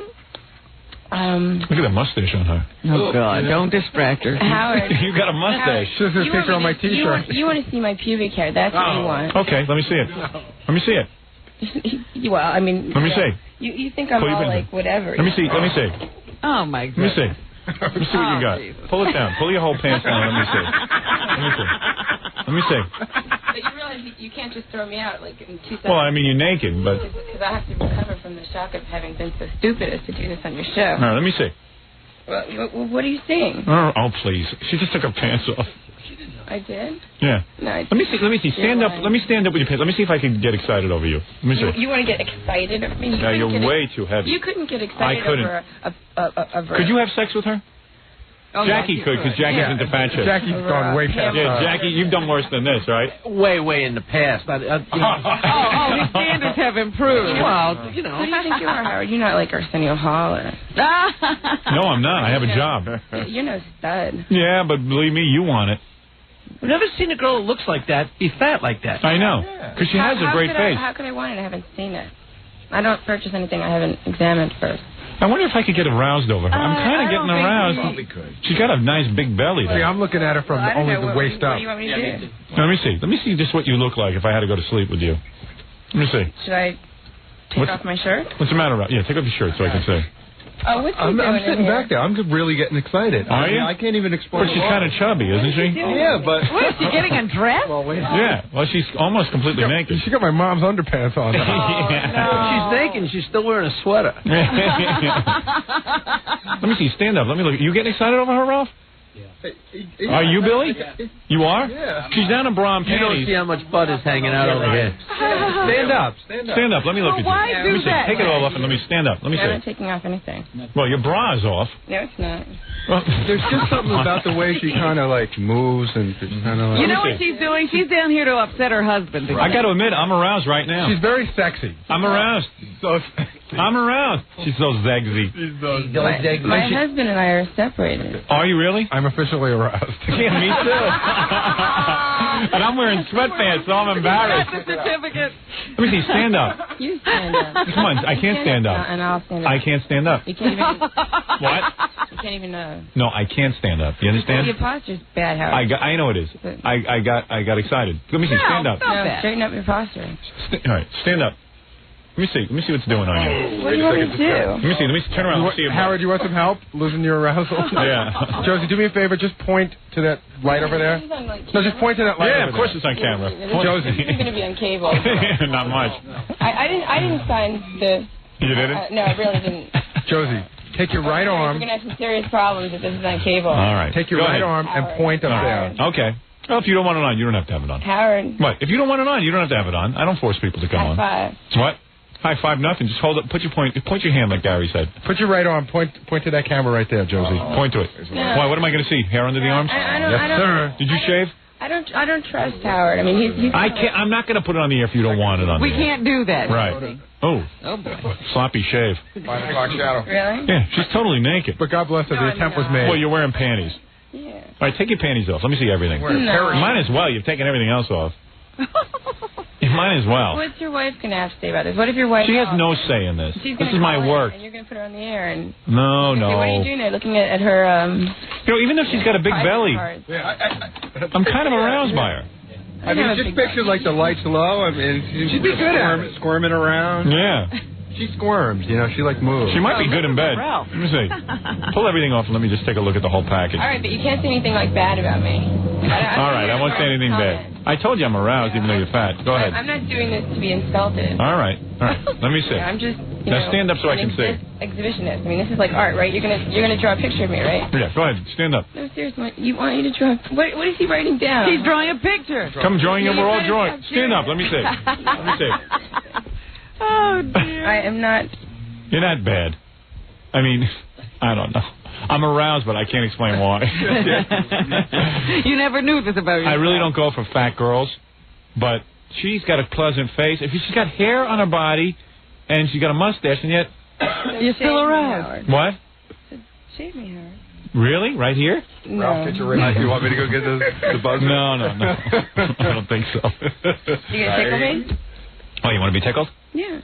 I don't know. Throw her in the laughing stock. I think we were wrong not to have her in it from the very beginning. Yeah. You want me to tie you up and tickle you? Naked? No, with my panties on. With your panties on? Yeah. Panties in. Panties, dearie. All right. Yeah, we drew a picture of you. That's a beauty. Here's a picture of you. Yeah. I like the mustache. Here's a picture we drew of you. That's pretty good, Jackie. Who drew that? Fred, did you draw that? No, that's a Martling. Oh, that's a Jackie picture? Van Martling.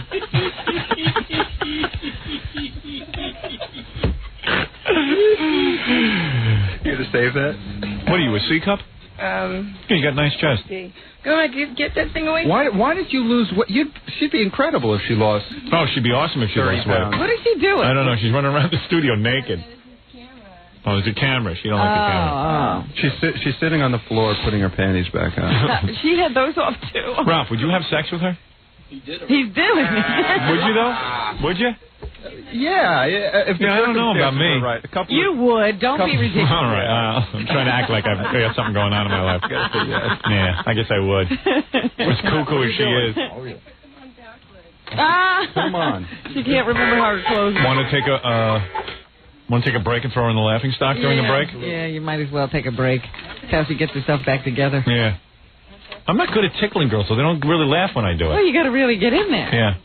You have to I don't help know me. if she's ticklish, though. You know, you never know. I don't know what she's doing. Only know she's... I don't know, but she looks good, like laying there on her back. You're like, What is she, on the floor? yeah, she's on her. Check it out, man. Not a Playboy model.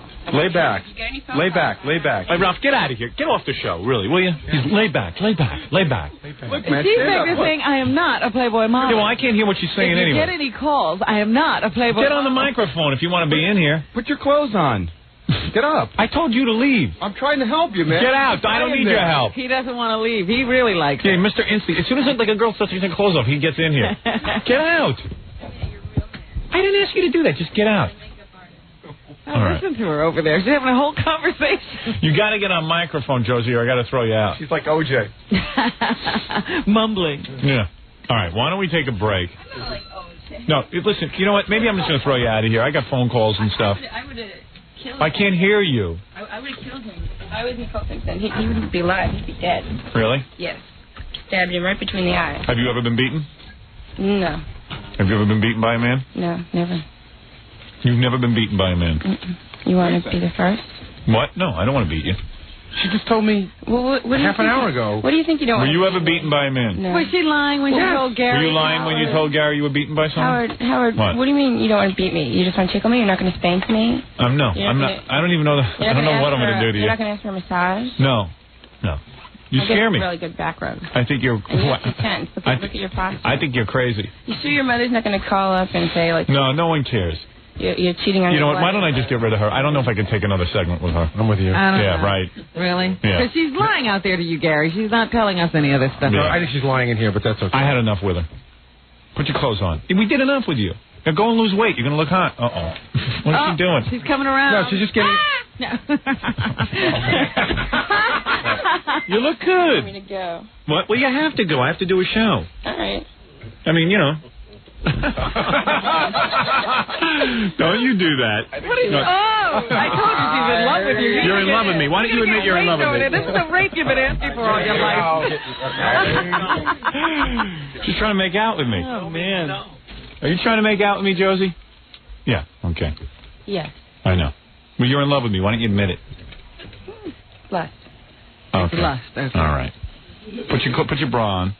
I have my bra on. Please, Josie. All right. You know what? I'm going to throw her out. And we're going to take some phone calls next. I got to admit, you look better with you. I mean, you I want to be tickled. Gary, tickle her, will you? Go take her out in the hall and tickle her. You want to be tickled? Yeah. All right. You know what? Why don't you schedule a tickling appointment so we can be set up for What it? do you think? I'm just going to, like, stay and not leave afterwards? I mean, I just want to, get it over with so I don't have to come back again. Okay. All right. Whatever. Like it's What? mandatory. Like you know. have to I'm have not this coming done. back again. I've been humiliated. You've hypnotized me. You're like a shaman. How did I hypnotize you? You have glasses. You have lit the my fire. eyeglass. What'd you say? What did you? You lit my fire. What happened? You got excited? Yeah. You're sexually aroused, aren't you? And then you That's became why I like... want you to tickle me before I go. I want a little satisfaction out of this because, you're not getting near me again. I mean, this is just absurd. I mean, you're Okay, married. I don't know. She's very funny because she comes down here, she insults all the other girls who do what she just did. Yeah, right. She insults everyone who gets naked, but she gets naked on the But show. It's different. I mean, Why? Because you're fat? it was romantic. She's fat. It was romantic. I mean, it was like, That was romantic, all right. Fred, it was romantic. She got me aroused, though. I'll give her that. For a fat chick, she got me aroused. So really, Howard, you can't just, not pleasure me before I go. I mean, what is this? 1995. I You mean, know what? It's almost... you got aroused. I should get aroused. I'm not aroused. Would tickling get you aroused? Maybe. She wants to have sex with me, is what I she know. wants. No, she's hot for you. You just pass over to Ganji. Yeah, right. You want Ganji to have sex with you? You do everything on the air, Howard. You want me to go have sex with you in the other room? In the dark? No, not in the dark. You want me to give you some sex? In the dark? You want it in the dark? Yeah. All right. During the commercial, I'll give you sex, all right? No. If you want it, I'll give it to you. You don't do anything. Sure I do. He's impotent, remember? Yeah. Give me example. All right. You know what? I've had enough of this conversation. Listen, good luck. What are you doing the rest of the day? Oh, you're not going to tickle me? No, because first of all, you weren't even on. You don't want to be on camera. Oh, with my bra on, sure. Oh, with your bra on, you'll be on. Yeah. I see. You decide, Robin. Is she worth tickling? I really don't want to have to come back, Robin, He's like a thing I have to get out of my system. Is that right? This is. It sounds like a medical procedure now. Yeah. You know what? Come back and I'll tickle you. All right? Come back someday. Yeah, After come you back lose, and lose weight. He won't tickle you until you lose weight. that's your incentive. I'll give you a tickle session if you lose 30 pounds. How can you do this, Howard? Where should we weigh her? Weigh her in. Weigh her now. And then if she loses 30 pounds, she can get tickled. Okay. And she'll have a real good sexual experience. We won't weigh in here. We'll weigh in here. You have to be weighed in. Now weigh her right now. Okay. Pull your pants I on. know she lost 30 pounds. We'll weigh her when she comes back. No, but I'm saying if we don't weigh her now. No, we have to weigh you. We'll weigh you. I don't want to come back. Well, Please, just you do want to come back. do it now. This is part of the sexuality of the show. It's going to tease you. So if you could be kind enough to step on this for a second. When am I supposed to come back? When I lose another 10, 20 No, pounds? 30 pounds. You can take your shoes off. You can take your shoes off. We won't announce. Right. Sure we will. I got a guess. That's not my real name, by the way. My real name is... Well, don't give your real name. We don't want to know your real name. Elsie. Elsie the cow? All right, go ahead. Come on, how much do you weigh? Let me see. Step back a little bit. Just step back. How much do you weigh? Wait a second. Take your hands off of that and just stay still for a second and move your left foot. Move your left foot. All right, this is a weigh-in, like Weight Watchers. Okay. Don't touch me. I'm going to guess 100. I'm going to guess 160. No, Nah. 145. 145? Freddie goes bingo. Really? 145? All right, you come in here when you weigh 120. How's that? And you get tickled and you have a good session. All right? 120. 120. 5. Yeah. Do it any way you have to do it. Do it anyway. Take pills. Take pills, vomit. I don't care what you do. Diuretic. Right, Robin? What? 125. That's Yeah. what he says. This is your contract. Yeah, come back when you weigh 125, okay? Sure. All right? See you. All right. Bye, Josie. Really, you're going to look great. I just wanted to make sure I didn't leave anything. All right. Bye-bye, Josie. Bye-bye. There goes Josie. Bye. You know, you wonder how they get dressed in the morning. I don't know. She's pretty wild. All right, let's take a break. Come back, get to some phone calls. We got a whole bunch of stuff to do right after these words. More to come when the Howard Stern Show returns in a moment. 97.1 The Eagle. 8:05 at the Eagle. This is Brad Beckham. It's 8:13 at 97.1 The Eagle. Call Howard on the Eagle's toll-free line, 1-800-54-STERN. It's the Howard Stern Show. Here's Howard. Yeah. Man, I'm dancing. Uh-oh. Your hands went over that line. Yeah. I'm dancing. All right, anyway, by the way, I received a fax from someone telling me that Superman, his glasses, while they were used for, the reason he needed the glass from his spaceship in the glasses is so he wouldn't burn. You wouldn't melt them. He wouldn't melt his own glasses when he used his X-ray and heat vision. But as far as him being able to hypnotize people with the glass, Well, let me say something. this is not. This guy says that's not true. When I remember Superman always taking down his glasses when he wanted to use his X-ray vision or heat vision. No, While not in the comics. Only in that dumb show. Okay, but Only in I've seen it on the show and No. in the movies that he takes the glasses down. No. Okay. Ow! Ow! Ow! Ow! Ow! Ow! Oh! Ow! Ow! I got the Ku Klux Klan message coming up. You're on the air. Yeah, good morning, Howard. Hey, how you doing? I'm doing pretty good. Yeah. I wanted to tell you, because you've been talking about movie theaters lately, I had a pretty scary experience one time in Times Square Theater. I had just taken a girl to the movies, and when I walked in, it's that Sony Theater, so it's huge theater. And when I walked in, these guys are going crazy, running and screaming around the theater. They were literally, I swear to God, doing backflips up the aisle.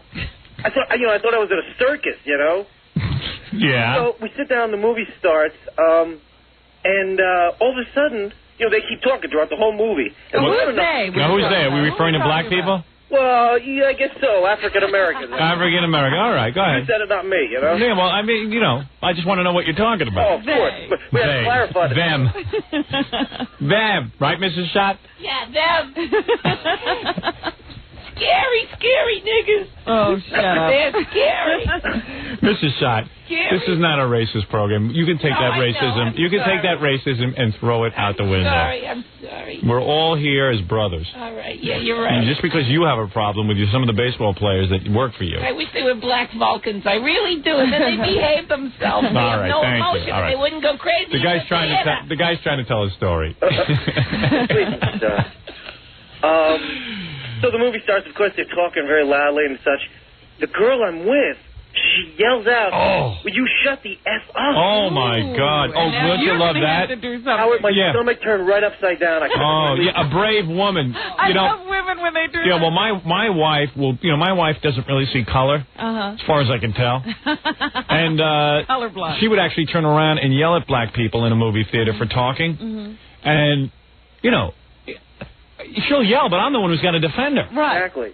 Who That's needs what that? I love. The women always, they're like, What are you doing? Did you? You should have just punched your girlfriend and shown the black guys that you. She really wasn't even my girlfriend. It was just like a date. You know? I would have turned around and chopped her head off. I would have just said, But "I'm of gonna." course, they came right up to us. You know, they came out. What's the matter, man? They came. I mean, they left their seats and they came over to us. Right. And they don't even talk to her. They address you. Right. Oh, cool. Well, of course, they were making fun of me. They were like, "What's wrong with your pussy-ass boyfriend? This and that. What's the matter with your homo?" Right. And I didn't say a word. I was terrified. So what did you do? Just sit there and take it? Basically, yeah. you got to you know, do that. and then That's what I would do. She kept yelling at him, you know? Like, Right. she was pretty forceful. Oh, and she said, "Hey, he's no pussy-ass homo."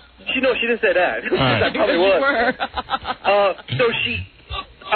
So they go, "You're dead after the movie." Oh, you know you can really enjoy the movie. Exactly. I can't even remember what the movie They don't want to interrupt your movie viewing. Yeah, you're dead after the movie. You'd be safer in Rikers. Did you sit there through the whole movie? I would have just snuck out. I probably should have left then. You're right. Yeah, I mean, why would you hang around and watch what movie was it that was so That's important? the thing. I can't even remember. I'm trying to remember the story, and it was so long ago. But I was just so scared. I didn't even remember. So what happened? So you watched the whole movie and you were shaking in your pants. Yeah, I remember it was some kind of horror movie. But did they come after you after the movie? Well, yes and no. They followed us for a couple blocks, but they kept trying to scare us, but they really didn't hurt us. Right. But it really was. I was like, but the whole thing of them doing backflips. I'd go down the aisle on my belly like a snake. I mean, you wouldn't even know what I was Nobody doing. would see you leave. Oh no, it'd be like Vietnam. Now listen, I grew up in a black neighborhood, and listen, we've been talking about this for a couple of days. One of the rules is, people don't like to talk about this because we'd like to all think it's a perfect world, and things like this don't happen. But I think most white people know not to go to these new black movies. Yeah. Like the Spike Lee or this new John Singleton movie. I think they know to stay home because black people do get agitated at the movies. You act like it's not dangerous for me to go to these movies. Yes, it is. And I resent that. Well, you are very different from most people. From all people, you're different. I'm different from all people. From all people, regardless of race. I'm from Vulcan. You're from Vulcan. Let me see your ears. So the point is that I think most people know to stay away from these theaters when, and that's true, and you make a good point. And most black people even know who are, hard-working black people who have to, You're talking in code again. Yeah, you understand what I'm saying. One. The good black people. No, listen to what I'm saying. No, I even know good black people who have to talk in the movie. You're absolutely right. I just talked to a friend of mine Something happens because I am telling you, I've been in the theater. I've seen a lot of black people talk to the screen during the movie. They can't help it. They do. They can't. Oh, thank you. No, the guy is not a racist. He's just trying to tell you what happens to him in the theater. A lot of the people there, People change. they do start yelling at the theater. They start yelling at the screen. And I've seen this ever since I was young. And a lot, even during a movie that isn't violent, they'll say, look out. Even during like an Alfred Hitchcock movie, they'll start talking to the guy on the screen. Watch it. It's in the shower. Oh, slap that bitch. Yeah. Commentary. Oh, slap that bitch. Right. That bitch wouldn't get away with that. He got a gun. Right. I mean, some of the people there do think the movie's real. Then they start talking to the screen. And you do want to turn around and say, look, sir, I don't think they can hear you on the screen. You do want to say that, but you don't because then it will be a fight. God forbid. Oh, man, and your girlfriend. Oh, my God. You didn't go out with her again. Oh, no. Because my wife will turn around and start shushing black people, and I am, like, out of my mind because, Excuse me? Yeah. Excuse me? Excuse me? Excuse me? Excuse me? Wow! So I know to keep my mouth shut. I rarely go to the movies. Especially because it's a dark room, and you don't know what's going to go on in there. Right. Oh, boy. And you can get caught in the crossfire. Absolutely. Tom Chiusano went to the movies in Yonkers. He said that two black women got in a fight during a movie. Now, they were sitting next to each other, and they started fist fighting. And you wonder, like, you're supposed to sit there quiet and watch. How could you get in a fight during a movie? What would you be fighting about? You're supposed to be watching the Shouldn't be screen. talking. And he tried to get up and break it up, and everyone said, just sit down. I mean, if you know, even an usher won't come over and break it up because you'll get killed. It's a 2-hour Jerry Springer show. Yeah, right, yeah. Sitting in there. Jerry Springer's smart. He just gets all the black people on and tells Jerry them to goes fight back there. to the back of the auditorium, Yeah. and he has security guards. Exactly. I heard a couple of Tom's stories. He's pretty brave. Yeah, he's real brave. He talking about a pussy. I mean, Jerry Springer run. Oh, you mean Tom? I thought you were talking about Jerry Springer. Oh, no, not Jerry Springer. I hate that guy. No, Tom isn't brave. He's stupid. There's a difference. Tom is so dumb he doesn't know what to do in a movie theater. You can't count that as bravery. Right. Hey, Chimo Samo, give me them goobers. They're my goobers. When you don't know the danger you're putting yourself in, is it really brave? Yeah. No, but I've gone to a lot of movies. And then the whole new wave of black filmmakers who make these movies that show the white man as a bad man, and it's exaggerated. It's always, you know, the black guys are minding their own business. It's ridiculous. They're just trying to get along. They're just trying to get along, make a living, and this and that, you know. And all of a sudden, an evil white man comes along and starts in and victimization, unbelievable victimization in every film. A college campus, the white people are victimized, and black people get upset at this, which they, you know, listen, you're right to be upset. The filmmaker's trying to get you upset. But, you know, I've seen, as you said yesterday, I've seen Jewish people watch films about Nazis. About Schindler's being marched into ovens. They don't killed and returned. Their children are being taken away. They don't beat up anybody in the theater. They don't do cartwheels down the aisle. You know, in Cleveland, they just had an incident with this new John Singleton movie where, I guess a couple of white guys are sitting there trying to watch the movie, and listen, a couple of black guys started yelling at the screen. And you weren't there. You're speculating. Yeah, these stupid white guys, you know. I'm sure that's what happened. They should have known to keep their mouths shut. You know what I'm saying? I don't know that the white guys weren't yelling something else. Yeah, maybe they were. Who knows what happened? But evidently the black people became very agitated. And that's your signal to leave. Yeah, that's unfortunate, too. Oh, unfortunate. Who cares? Listen, that's the life. You know, you go into a theater. You're going to go see New Jack City. You look around the theater. If you see that it's a predominantly black audience, you leave. What's the matter with you? The worst is to go to those movie theaters. They're like $2 or $1. Oh, I would never go. What are you doing there? Yeah, I mean, what are you doing there? $2, why not? You know, yeah, $2. Is that worth your life? Yeah. Gee, you suffer $2, but your ass kicked. I don't know. You got hospital bills to kill you. Personally, I paid $25 to see a movie if I knew no one was going to beat me up. But, listen, sometimes you look at some of these new hot black filmmakers, and sometimes they count the success of the movie, not by ticket sales, but by how many people get killed in the theater. They do. A lot of them do. Are you kidding? What I was going to say was we got a letter today from a guy who manages some movie theaters, and he said that it's really lucrative to work in theaters where you have a high black audience, because they get paid commissions on how many tickets they sell and how much candy and popcorn is sold. And the margin is really high in these black theaters, but they're run down because it doesn't pay to continually do all the repairs. Well, listen, white people bring their own candy and stuff. You know, right. I'm not paying those kind of prices. I'll go right to the candy store. Black people go and they have a whole party. $3 for snow caps? Black guy goes, $7 for a milk dud? Okay. No problem. No problem. Yeah, you don't charge. You don't just charge black people, did you? Charge every kind of people? Oh, okay. All right, as long as you're not being racist. All right. The guy said so they don't repair the $3,000 movie screen every time it gets broken or busted, right. And they don't repair the ripped out toilets. Now, who's ripping out toilets? Listen, I told you, I grew up in a black community. You didn't realize, you didn't believe me. The Roosevelt movie theater not only had bullet holes in the screen, because people would sit there and shoot bullets, but people would rip out the seats. They would rip out toilet bowls. How do you do that? It's amazing. Very ingenious, but who could, if that much vandalism... Yeah, they say they don't fix it because if they do, it'll be broken again. No, what would happen is the kids would start ripping into the cushions and then rip out the actual cushions, so you would have to just sit on the metal. But you're talking about a whole... He says toilets are ripped out of the wall. That's true. That's the Roosevelt movie theater. Black Rage. It is. It's part of Black Rage. Where's my Raisinets and my night train? $45 for Raisinets? That okay. It's the government's money. There you go. $60 for a Kit Kat. Hey, Howard. But look, I mean, one movie I went to see when I was very young was James Bond, and I'm in the Roosevelt movie theater. A guy took a sink, ripped it out, and threw it through the screen. All right. So what scene? I don't even remember. I was so scared. James Bond. I thought this was a James Brown movie. So I don't... Look, there is an attitude in the movies, and I'm not saying white people don't talk during the movie. There are white people who talk during the movies all the time. So, I'm just trying to calm everyone down out there. But I'm saying there is a predominance of anger in the movie theater. Well, you know what this manager also wrote? He said there really isn't much of a problem when blacks are going to a movie theater or when whites are going to a movie theater. It's when the two cultures mix. Right. Is when you get a real. But usually the fights start in the lobby. They don't even Right. wait to get into the theater. Well, you know, even these The clash of cultures. these so-called non-race films like Omen or something like this, and black people get angry at that. They do get mad during the filming of these, during the viewing of these movies. They're like, watch out! There's a bad person. I seen out of that. the house. Yeah. Get out of the house. They're a monster. Look out, that's a scary tarantula attacking James Bond. I'm going to start a fire in my popcorn.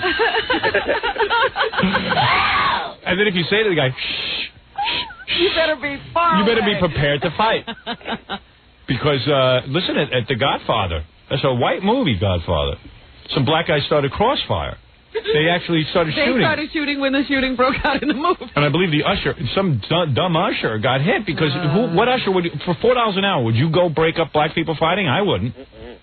You're going to turn to me and tell me, listen, part of your job is you got to go tell that black guy over there to shut up. What? I thought I'm going to be here. I thought I'm going to just take tickets. No, that gentleman over there is making noise. You have to go over and tell him to get out of the theater. I'm going to go do that? Are you crazy? Mercenary. What? Like a mercenary. Yeah, right, yeah. You should be looking in Soldier of Fortune magazine for these ushers. Well, you were in the movie theater, Robin. You were telling me a story that Robin went to the movies, and a guy was making he was getting in a fight, and they told the usher go over and quiet him down. The usher got beat up, and then they had to bring in what? Security guards from the mall or something. And then finally the police to drag him out. So it was very bad. It was like 3 waves came in to try What to is get this guy. You want to talk to a guy from Cleveland who claims to have been at the riot? All right, let me hear. Hey, guy, I'm going to go. All right, thanks a lot, All right, Joe. man, thanks. The E-show's great this week. Hey, thanks. Thanks a lot. Bye-bye. Okay, man. Yeah, the birthday show's all this week. Hi, you're on the air. Hi, Howard. How are you? Okay. Yeah, I was at the theater where that happened. For real, though? I mean, you're not pulling my leg? No, I'm being serious. Okay. We went. It was me and 2 of my buddies and this girl. And what movie was it? It was Higher Learning. And what time did you go? We went at night. I don't remember exactly the time, but What time at night? Yeah, we. You don't know what time? You don't know what time at night the movie was going on? It was like 8 or 10 o'clock. Got jive, Robin? Yeah, it was the 8 o'clock show, I think. Yeah, I don't remember exactly. In any event, we were going into like Shaker Heights, which is kind of a wider area, but the nearest movie theater is in a black area, and we went into the movie theater. And but why would you go? Why did you have to see Higher Learning? Yeah, why are you going to see that? Because I don't know, I like Ice Cube, and I like John Singleton, I like Poetic Justice, and those other movies that he did. I like Boys in the Hood. I think they're interesting. Really? It was dumb to see it. Yeah, but isn't it better to see it on video where you can see it, at home? Or a white theater when they finally get to it? Frankly, I mean, where I am, there aren't any white theaters. I mean, it's just not the way it works. You don't have white theaters. No, they do, but they don't have that. Wait, no movie wonder a there. lot of people don't live in Cleveland. We have They white don't have theaters. that movie there, though, So all right, go ahead, yeah. We go in there, and we sit down, and it's like a few minutes into the movie, and like as soon as the lights go down, you see like these bottles of 40s go up. Were there a lot of people? Were there a lot of people in the? It was mobbed, absolutely mobbed. All right, and what was it? Was it predominantly black audience? Yes. Oh, okay. Yes, and we're sitting there, and we're nervous, You but we hear what he's saying. They brought their malt liquor. Yeah. 40s are 40-ounce bottles of malt liquor. Right. Oh, yeah, I'm sorry, yeah. I mean, everyone brought malt liquor. Yeah. They like stuck them in. Well, if I hear cans popping, I'm out of there. Bottles, right. Yeah, and so like they all like you see them you go couldn't up. hear the cans popping, so no one knew to leave. Did you get nervous when you see like black people drinking in the theater? Yes. It was, I mean, there's going to be trouble. It was really weird, but I mean, they concealed them pretty well, I guess. 'Cause I had no idea. Yeah. And so they started drinking and everything, and like a few minutes into the theater, we were sitting in the back. And the way it happened was in the front. It was like in the front of the theater. A fight breaks out. And you didn't hear anybody yell anything? No, I didn't hear any yelling or anything. I heard some talking, but they were talking a lot through the whole movie. Right. And so then it was like the second row, and these 2 guys start fighting. Were they talking to the movie or talking to each other? The people around me were like talking in the movie and stuff, And then this is a movie business. Maybe it was a black Siskel and Ebert, and they were disagreeing about it. That's a good one. Yeah, and so then these guys in the front row start fighting. Fist fighting. Yeah. Now, was the movie particularly upsetting that were there white Was people? it a part Yeah, it that was. was upsetting? Yeah, they talk about, like, there's a Nazi group in it and everything. Right, so were the black people yelling at the Nazis? Yeah, they were, and it's totally like it's totally a separation. But that's kind of fun. I mean, it adds a flavor. You got to get into Yeah, it. it's kind of fun if you can rent it and take it home, I think. Right, I think so. All right, so everyone started so the two guys start fighting. The two guys start fighting and going at it and everything, and we're like, we didn't know what to do. And everybody starts, from the front of the theater, starts running out of the theater. It was like a mob scene or something, and people were getting, like, trampled almost, you know? Right. And they're ducking. They're like, they had their arms over their heads, and they were ducking and running really low because they thought they were going to get shot. Wow. And we didn't. I mean, we had no idea what to do. And we're like, no. I mean, we just got out as fast as we could. So how do white guys get involved? They just. How do white guys get involved? What do you mean? No, were there any white guys? No. Oh, so no white people were involved? Not really. Oh, No. okay. Oh, okay. So it was just two black guys beating each other. Yeah, it was. Oh, that's no big deal. I mean, that's okay. Yeah, that's just a Saturday night. I don't know about that, but you know. Oh, you mean it wasn't a racial incident? Yeah, it was. Oh, okay. It was funny to see, Socio-economical phenomenon. Yeah. Oh, okay. All right. Oh, all right. Thanks very much, Howard. All right. Thank you. Bye bye. Bye bye. Oh, there you have it. Another night in a movie theater. What would they be fighting about? I thought this was supposed to be a gripping film. I don't know. Amazing. When I first started talking about this, everyone said, "Oh, I don't mean it to sound racist or something, but I did grow up in a black neighborhood, and the movie theater had to be. It was a really nice movie theater, but really a lot of the black people used to shoot at the screen. They had BB guns, etc. I don't understand. And they never thought of putting the metal detectors up then. No, this was 30 years ago. I don't even know if they had. Pat down the audience. I don't even think they had metal detectors. You frisk them then. Yeah. Get the guns off of them. It just, you know what? That would have been considered so wrong back then to frisk. It just wasn't. It was just, you know what it was? The movie theater owner, I remember he's an old guy, an independent guy. He just threw his arms up and said, "I can't do business here anymore," and he left. And it was kind of sad because there was nowhere to go see movies. There was no VCRs or anything. Yeah. So it sucked. And it was a nice little theater, but a lot of the black people got upset at the movie. I don't know. And they wanted to go to the movies. The movies were packed all the time. Well, that's the thing. It seems like a lot of black people like to go to the movies. They want to go. Why do they have such a terrible time when they're there? I don't know. Things happen. It started a long time ago. There was a film called Sweetback's Badass Song. Yeah, but these are just, I'm not even talking about black films. It was just white films. And then what did Billy mean? I don't know. No, I don't know. It's Billy's going to take me down a road I don't want to go. No, it was a movie that kind of got everybody agitated. Yeah, well, okay. Yeah. Billy's going to take me down the road. Do little funny voices. All right, go ahead. Yeah, anyway. So, right. Yeah, no content. All right, just scream like. All right. So, Billy, I told you, don't look at me. Okay, good. All right. Go back to California. All right. So, you going frisk too? What you frisk me? Read what Jackie writes. Okay. Anyway, so, all right. Anyway. No, you were saying that they used to shoot out the screens. Yeah. And they like to go to the movies, but... Yeah, it was terrible. Because I remember my father used to say to me, it's terrible. Everybody wants to go to the movies, and yet everyone's tearing down the movie theater. Yeah. So I realized this phenomena, and it has grown to the point where it's an outrageous situation, because I know where my parents go to the movies now is a metal... They insist on going to this. I'm going to go with them one of these There's days. a metal detector. Just to see what's happening out there now, because I haven't been to that movie theater. It used to be my favorite theater. Yeah, Valley Stream. And I haven't been there in a long time. It's funny, too, because my parents are like two old white people. And they're still trying. And they still go, but and they have to be patted down because they're patting down all the black people. So all the black people stand there and watch and wait to see if the white people are going to be patted down.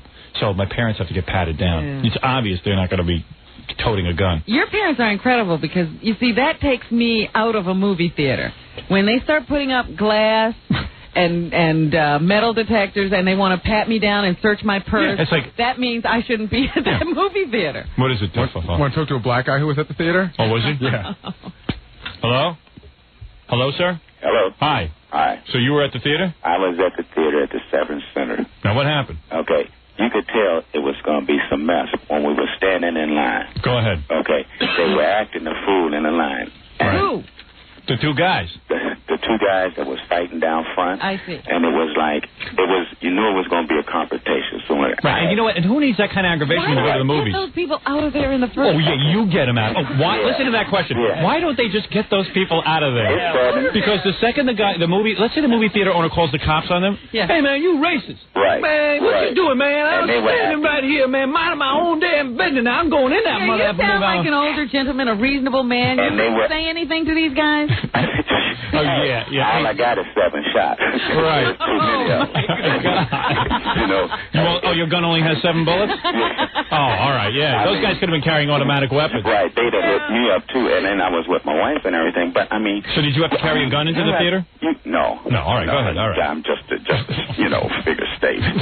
Some people it isn't. Yeah, some people do. I mean, but... I'm pretty paranoid myself. The older people, I mean, we wanted to see the movie, but the older people, we sitting in the back, you have your wives that were mixed in, they try to sit with an older couple, I say, well, that old man, You and know then what he's saying? No, you have to interpret. He said the whites try to find the older black people and sit near them. Yeah, right. Yeah, like to look like you're friends with them, and like maybe no one will bother you, and they'll stick up for you. Because like sometimes an older black guy can say to one of these young kids, "Shut up, you fool," something like that. Yeah. Right. But hey, I've said that. I've turned around and say, look. So all the white people were congregating around you? Yeah, and a couple of older. You know what? That's funny you say that because that's the move I always make. If I see like an old black couple in a predominantly black audience, and I haven't been with a black audience in a long time. I don't need that. So life's too short. Exactly. So I always go around where like an older kind of black guy is. But like you said, it was a rush from the front. Everybody was getting out of the way. Right. So I was like, told my wife, let's just get up against the wall, and lay low. Let that first wave go. The movie. You try to watch a movie and relax. This is worse than Japan in an earthquake. Yeah, that's why New Yorkers don't give a rat's ass that the Japanese are dead in an When I earthquake. came out, I was so pissed. I was going to go ask for my money back. I missed the whole damn show. It was just like yesterday listening to you. It was like, I told my wife, I said, from now on, I said, I'm not going to the show anymore. That's it. I said, sit home. Unless it comes on video where I can sit in my front room, have my beer. Of course. And somebody speaks out and tell them, shut the hell up. Right, of course. Go to your room. What do you need aggravation for? You're a hardworking guy. You don't need that. I would pay for it to Of come course. on paper if you where I can sit with. Exactly. So we're ready to lock ourselves in. Is that what we're saying? Oh, ready? I've done it already. You should see how I'm bolted in. I got the kids, the wife, everybody bolted in. I'm ready for anybody. You can't bother me. Listen, I think the greatest invention is this videotape. Yeah. And I tell you something, I sit there like a prince. You don't see movies in these rough. Absolutely But, not. I mean, if you want to see the first one and everyone's That's talking great. You about get the movie. Right. And then, two, I missed the whole point of the movie because of the talking to it. I mean... Of course. I mean, Yelling at the theater. Yeah. Why are these people putting dialogue in the movie? I don't know. Leave it to the audience. Yeah, Let's have music. Yeah, no, I hear what you're saying, my friend. They tend to be quiet when the music comes on. Right. Well, I know Spike Lee always has a music track on there. Lots of music. A lot of music. Don't let it get too pumping, then they'll start dancing and playing with it. That's right. I mean, it's you have to look. Hey, by the way, let me say something. This man on the phone, I don't know if you recognize him. This is no Uncle Tom. This is Louis Farrakhan. This is Minister Farrakhan himself. Right. Speak. Say it. This is just a hard-working gentleman. No, I'm a hard-working man. I'm 45 years old. I work every day. I mean, I was out there. Just want a little I was in the war. Just want to live your life. I was in the war. Hey, I'm home. I'm trying to, maintain my frame of mind. Hey, you're not having flashbacks. These people haven't even been to war. Hey, I like that. I'm trying to maintain my frame of mind. That's me too, man. Sometimes they push that button too long, and you would say, like, okay, you want to sit back and say, look here, bro. Yeah. And they come at you, well, look here, bro, can I? No, look. Yeah, it's a whole situation. It's a whole situation. And then they, if you speak out against it, it might, they don't say you're Uncle Tom, they don't use that anymore, What do they call you now? What do they call you? What was that? One of my kids was telling me, I have to get interpreters on the new sayings. Right. But it was like... Jake, this is Jake or something. I don't know. Right. I don't know. Or he'd be jocking. Jocking. Yeah, jocking. In other words, if you say, hey, listen, I'd like to hear the movie, then you're acting like the white man. Yeah, you jocking. I hear you. Why you be jocking, man? All right, well, listen, whatever. Okay, hey, listen. Hey, thanks for the call. Okay. All right, there he is. Good luck. Louis Farrakhan. That's your next movie. No, listen. Hey, look at that, but you go out with your wife on a Saturday night, you have to tell her to get against the wall. Right. Honey, lay low over there. I'll scope out what's going on. Lay low. And you notice nobody from the theater can step in because there's no guy working in a movie theater who wants to risk his life. I would not. Why would you? That is stupid. Imagine you get a job as an usher. Guy says, go break that up. Imagine. Break what up? There's a wall of people coming towards you. I like the white guys, though, who get pissed off. They won't say anything, but they're gonna walk out of the theater and tell the usher. Yeah. Now, walking out of the theater is a whole experience in itself because you're waiting for other white people to get up and start walking out of the theater. But if you're the first one to walk out right away, you're going to be spotted. You're going to get your ass kicked after the movie. So how do you walk out without looking like you're the guy going to tell? That's the secret. So you get up. You're like, I'm going to go get some candy. You're making a yeah, right. Yeah. You want anything? And some of the poorer neighborhoods now, they actually keep the lights on during the movie. Yeah, can't even see the they have spotlights, but if you're sitting on anywhere in the vicinity of them, you're blinded by the bright spotlights. I'll tell you how bad it's gotten. If there's a technical problem with the film, like you can't hear it or it's blurry. Oh boy. People won't even get up to go tell anybody then. Yeah. Because they're afraid they'll be caught and they'll think that they were also talking. I heard one theater in Cleveland, actually, is going to... This sounds a little wild. I can't believe they're going to do it. They're going to put electricity in each seat and jolt the people talking. Third warning, you electrocute them. How's that? And all the movie theaters now have made these elaborate production pieces to explain how important it is to be quiet. Yeah. And they're falling on deaf ears. It's like 10 minutes before the movie comes on. Yes, all the rules of how you're supposed to watch a movie. And they try to make it cool. If you notice, some of them even have like cool black people telling you to keep quiet. Yeah. I think the guy who tells you to keep quiet is the black guy. Yeah.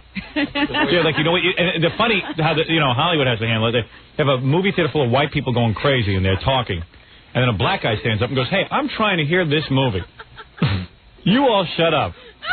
And he's like, oh, okay, we get it. Yeah. Try to maintain your frame of mind. All right, thank you. Listen, that's enough of that conversation. We've had that 3 days in a row. It's an incredible conversation. Yeah, all right. I got to talk about Snapple here, don't I? All right. Lighten the mood. Yeah, lighten the mood up.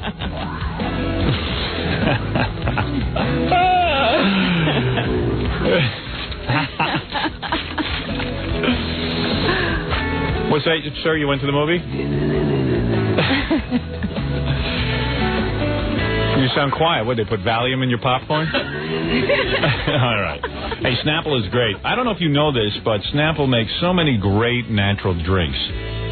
I know for a fact that Snapple is not only all natural, but tastes better than all the other drinks out there. Because I drink it, my family drinks it, my kids beg me for it.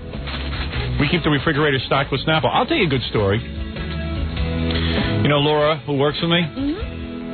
She, her son is in the first year in college. Oh. And she's going up to visit him this weekend. And you know what he asked for? He said, could you bring me some Snapple? Aww. What do you think of that?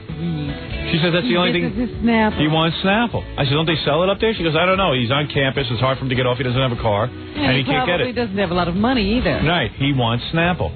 That's what she said. She has to bring a case. She says, I have to load up my whole trunk with Snapple. That's how good it is. Terrific product. Snapple, made from the best stuff on earth.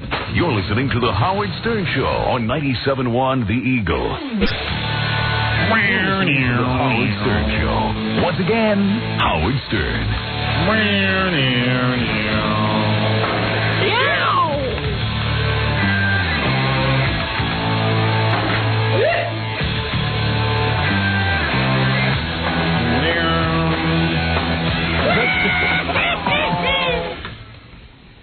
Geraldo had some show the other day on, gets these priests on who were all uptight about abortion. Did you see it? I saw a little bit of that, yeah. You know, and these priests, these guys are priests. They're not even ministers and stuff. Someone told me about this. I saw it. Yeah, Ratso told me about it and said it was priests. It was actual priests saying stuff like, those people had every right to kill. Paul Hill was justified in his actions. He was just doing a job. He killed some people who were killing unborn children, so Yeah. it was justified. You know, our Attorney General is always looking, you know, to worry about TV violence and stuff. And, I mean, she's calmed down with that, I guess, or maybe she's working behind the scenes. But I really would like to say to her, you know, Janet Reno ought to investigate a priest who says something like that. Because I think this is racketeering myself. I believe when you make statements like that, it's racketeering. It reminds me of mobsters who used to sit and intimidate people who try to do business. Hey, you pay me protection, or I'm gonna close you down, buddy. And I think when you hear a priest saying stuff like that, it's the same concept. They had an abortion doctor on the show as well, and he said, Geraldo asked, does it worry you when you hear a guy say something? He says, those people have my home address, my phone number. Yeah, they're I racketeers. fear for my family. They're mobsters. Well, what is this? These are the laws of the country. You can't... As well as himself. You know, it's not just they threaten his entire family's life. I sometimes wish I was president of the United States, man. Man, would you see some things happening. First of all, Isn't that funny? I was wishing that I was the judge in the O.J. case. Really? Gee. Who, Captain Japan? Let me be Captain Japan. That was my nickname on Prodigy last night. Really? Yeah, I went in. That was Captain Japan. Captain Japan. It was a lot of fun being Captain Japan. I was Judge Ito last night.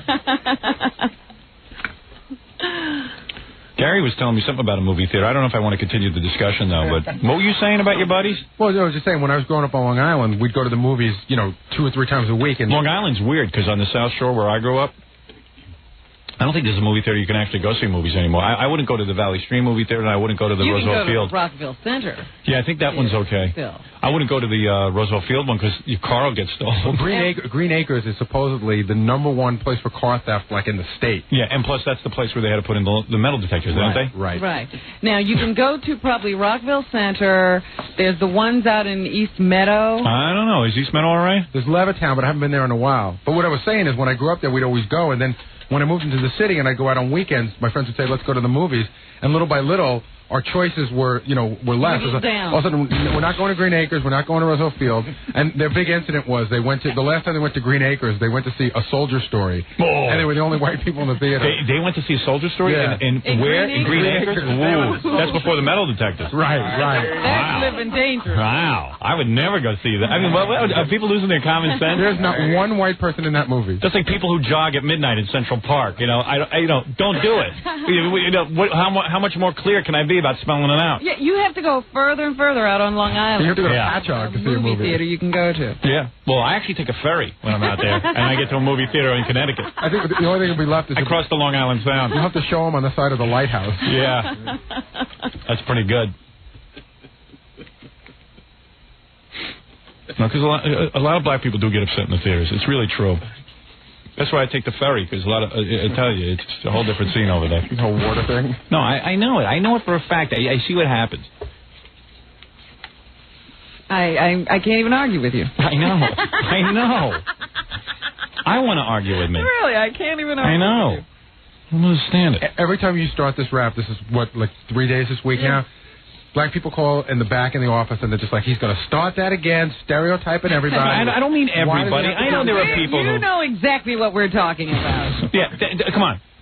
How come Hempstead, Long Island had to close down the movie theater? That was a beautiful movie theater. Incredible. And they had to call the Calderon concert theater. They had to close down. Right. Any kind of theater situation seems to get people riled up. But the Calderon was beautiful. I mean, it's this old theater, and it was like a 2,000-seater. Yeah. All the greatest movies. All gone. Now it just sits there. Seats ripped out. I know a guy flies to Sweden to see movies. Is it still okay over there? Oh, yeah. Oh, sure. Absolutely. It's like Vulcan. It's all white people. Pretty soon we're going to have to leave the planet. Yeah, right. Not already. I don't know, but I believe that this will change one day in the future. I hope so. I believe all people will be able to go to the movies together. As Dr. King used to if say. we could just work that out, we've got big problems with it. If we could just figure out how to go to the movies together, it That's would be right. such a major accomplishment. Yeah. Sweden's the place to go. You hear yodeling, the coast is clear. Hey, so they went to see the Soldier Story. What happened? They were the only white people in the theater. Nothing happened. Oh, so there you go. Nothing happened. Well, they sat on pins and needles. Oh, they sat on pins and needles the whole time. Yeah. Wow. Now that's wrong. Nothing's happening. Yeah. Well, it was a pretty non-violent movie. Oh, you crazy? A Soldier Story. Well, yeah, except for... A lot of black people were victimized in that. True. They really were. But, one of the worst villains was a black guy. Thank God. Imagine he was white. Oh, Lordy Lou. That would have been some disaster. That movie would have been responsible for more deaths. Thank God the Commandante was black. I heard they originally wanted to cast a white guy in that role, but everyone said, do it. No way. No one would take it. No one would take it. Didn't test well.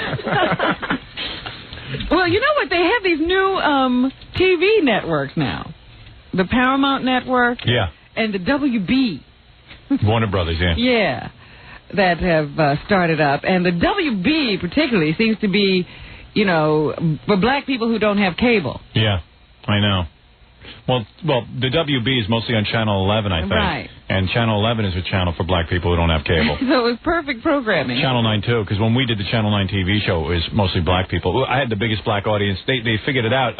I had mostly black people because mostly black people don't get a lot of cable. Because cable systems don't wire black neighborhoods, or it's just not a lot of black people are signing up for cable. Right. But I watched the Wayans Brothers show last night. Yeah. Two of the younger Wayans brothers have a TV show on this WB. Yeah. And it seems to me the premise of the show is that all white people are stupid. Right. And gay. Yeah.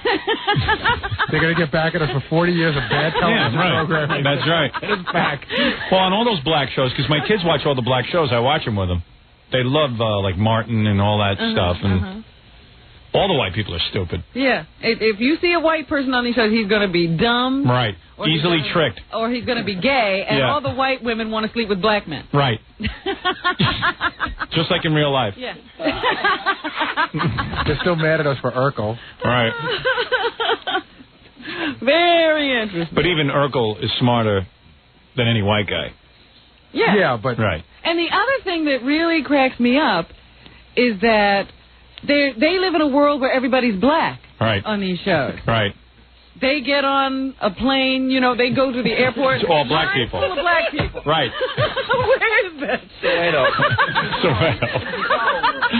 Bizarro world. We're only 10% of the population, but wherever they are, everybody's black. Yeah, well, they finally figured out on TV that most white people have cable and will watch a variety of channels, but a lot of black people don't have it, and Channel 9 and 11 are geared toward black people. That's why on my show, I would walk down the streets, black people would be like, Howard! When is that show coming back on? In fact, remember when you went to go shoot that sketch for Awakenings? Yeah. And we went to that hospital. Where was that hospital? It was in Newark. It was right. And when you got out of the car, there was like a whole crowd. Oh, black people were worshiping me. I still, to this day, walk down the street. They want to know when the show's coming back on. They love that show. Black people love me. Love me. If there is a group of people that love me, it is black people. They love me. Because I would bring them naked white chicks into their house every day.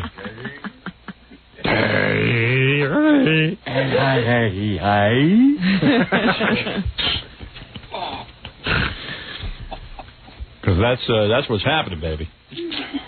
But even if you watch Martin, because Fox does a lot of that too. Yeah. Martin, there's a whole black world he lives in. I used to walk down the street when I was on Channel 9. People were like Tarzan. I was like, I would walk down, people would... Buana! Buana! Ungawa, Buana! I was like the king.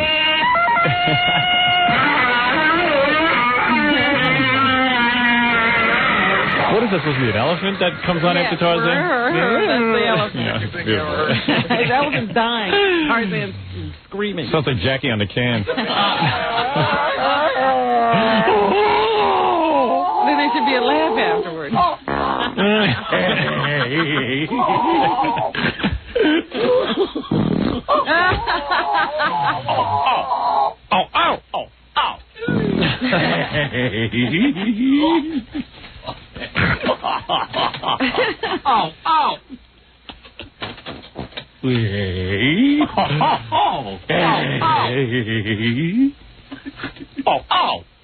Oh, oh, oh, oh, oh, oh, oh, oh, oh. Hey, Billy, I can do that now. Yeah, no, I heard you. Yeah. Indignant laugh. Hey, I used to think you were talented. Now I can do it. Hey, Fred, let me do it for Billy. Here we go. Oh, oh, oh, oh.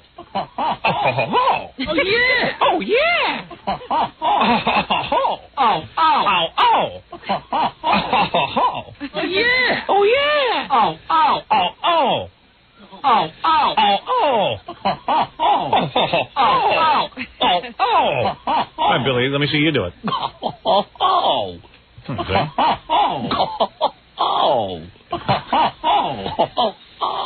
He's still the master. Yeah. Oh, oh. Oh, yeah. Oh, yeah. Yeah. Oh, oh, oh. Oh, yeah. Oh, yeah. Okay, that's enough. Stop, because I get lost in it. The nut hour. Yeah, right. Oh. Ow. Ow. Ow. Ow. Ow. Ow. Ow. Ow. Ow. Ow. All right, stop, Fred. Jackie in high school, someone punches him in the back. Ow. Ow. Ow.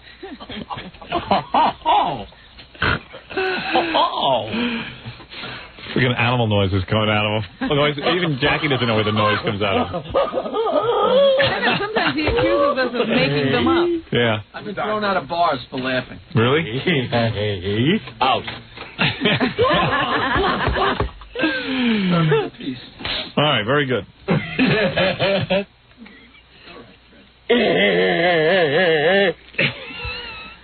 Sounds like a car that would start. All right, come on, stop. All right.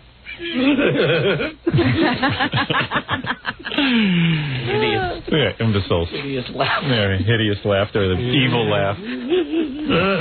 You want to take one last phone call? Or you want to just do the news? We can get out of here on time. One last phone call. Well, you like that.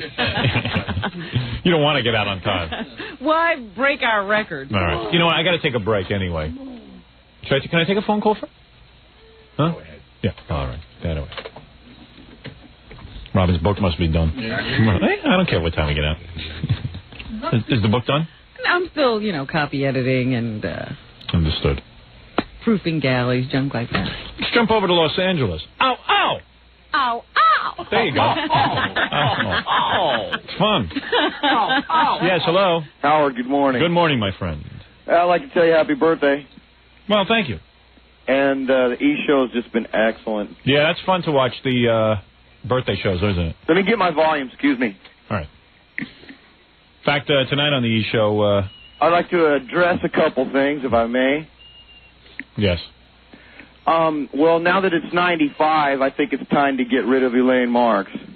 Yeah, Miss Howard Stern. Well, I think she's not Miss Howard Stern anymore. Well, she is until I can pick a new one, and I haven't figured out how to do that yet. Well, how about if we just call in with some ideas or something? It's got to be a little more. There's got to be some pageantry involved. There's got to be... There's be some competition. Yeah, there's got to be prizes again, But do you think you're going to do another pageant of some kind, or maybe a tape or something? Or? I can't get a handle on that. Like this New Year's Eve, I couldn't tell if people wanted another pageant. Mm-hmm. So I just kind of took a rest anyway. Well, I know I would have enjoyed one. Yeah, I know. It's just Why does Miss America not think people don't want another pageant every year? You just never know with people. You don't know with our audience. I was waiting. Out. I wanted to see... Well, here's a guy who sat by his TV all New Year's waiting for it to come on. There was another guy on the phone the other day who said he I thought maybe we were going to repeat. Pageant on New Year's. Yeah, I know. But maybe we should have a Valentine's Day pageant. Yeah, that might work. I'd like to see Buttafuoco and Geraldo fight, something like that. Yeah, I say we have a pageant plus the big fight. We combo it. Pageant plus fight? Yeah, pageantry and then fighting. We cover a fight real good. Remember we did that on Channel 9? Oh, it was great. Man. We had Robin and I were behind an anchor thing, and we had Jake LaMotta on with us, and Al the Jew. I used to love all the sports. It was like you had the the basketball game with Nils Lofgren, and then on Open Swords you played tennis and stuff. I used to think that was great. Yeah, Grandpa Al with the commentary and stuff is excellent. It always thrilled me that I could fill up Nassau Coliseum in an hour, 20,000 people to watch me play tennis. I'm sorry about that beep. It's my boss, but I'm just going to shine him. Yeah, we don't hear it anyway. Well, good. I don't need to work for a while. My boss. I'm gonna tell my boss, F you. Shine him. I do have to admit, I spent about 2 minutes. I just got done smoking a big fat one, so I might just be calling in. Now you're talking. That's right. Now you're talking about pot. Good man. That's my subject. Howard, move over. I can How are you in Shaggy Show? You're on the air. Let's talk about a big one. Hey! Oh! Big fat one! Big fat one! Zigzag papers! Hey, what kind of papers did you use to roll that one? Yeah! Howie doesn't know about pot, I do. The one area where I shine. I mean, he smoked like 100 years ago, I still smoke. Yeah, let's talk about more pot. Pot! Do you drink your bong water? Hello, you're on the air. Oh. All right, thank you. Thanks, man. All right, bye-bye. See ya. All right, we got to take a break, then we'll come back and do the news for you right after these words. You're listening to The Howard Stern Show. More after this. 97.1 The Eagle. Your warranty. Howard Stern mornings. Your rock. All day. 97.1 The Eagle. Oh. We're back with The Howard Stern Show.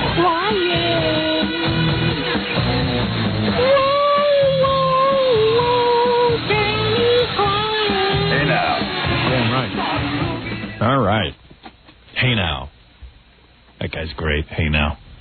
Hey now. I love that guy. For that one phrase alone.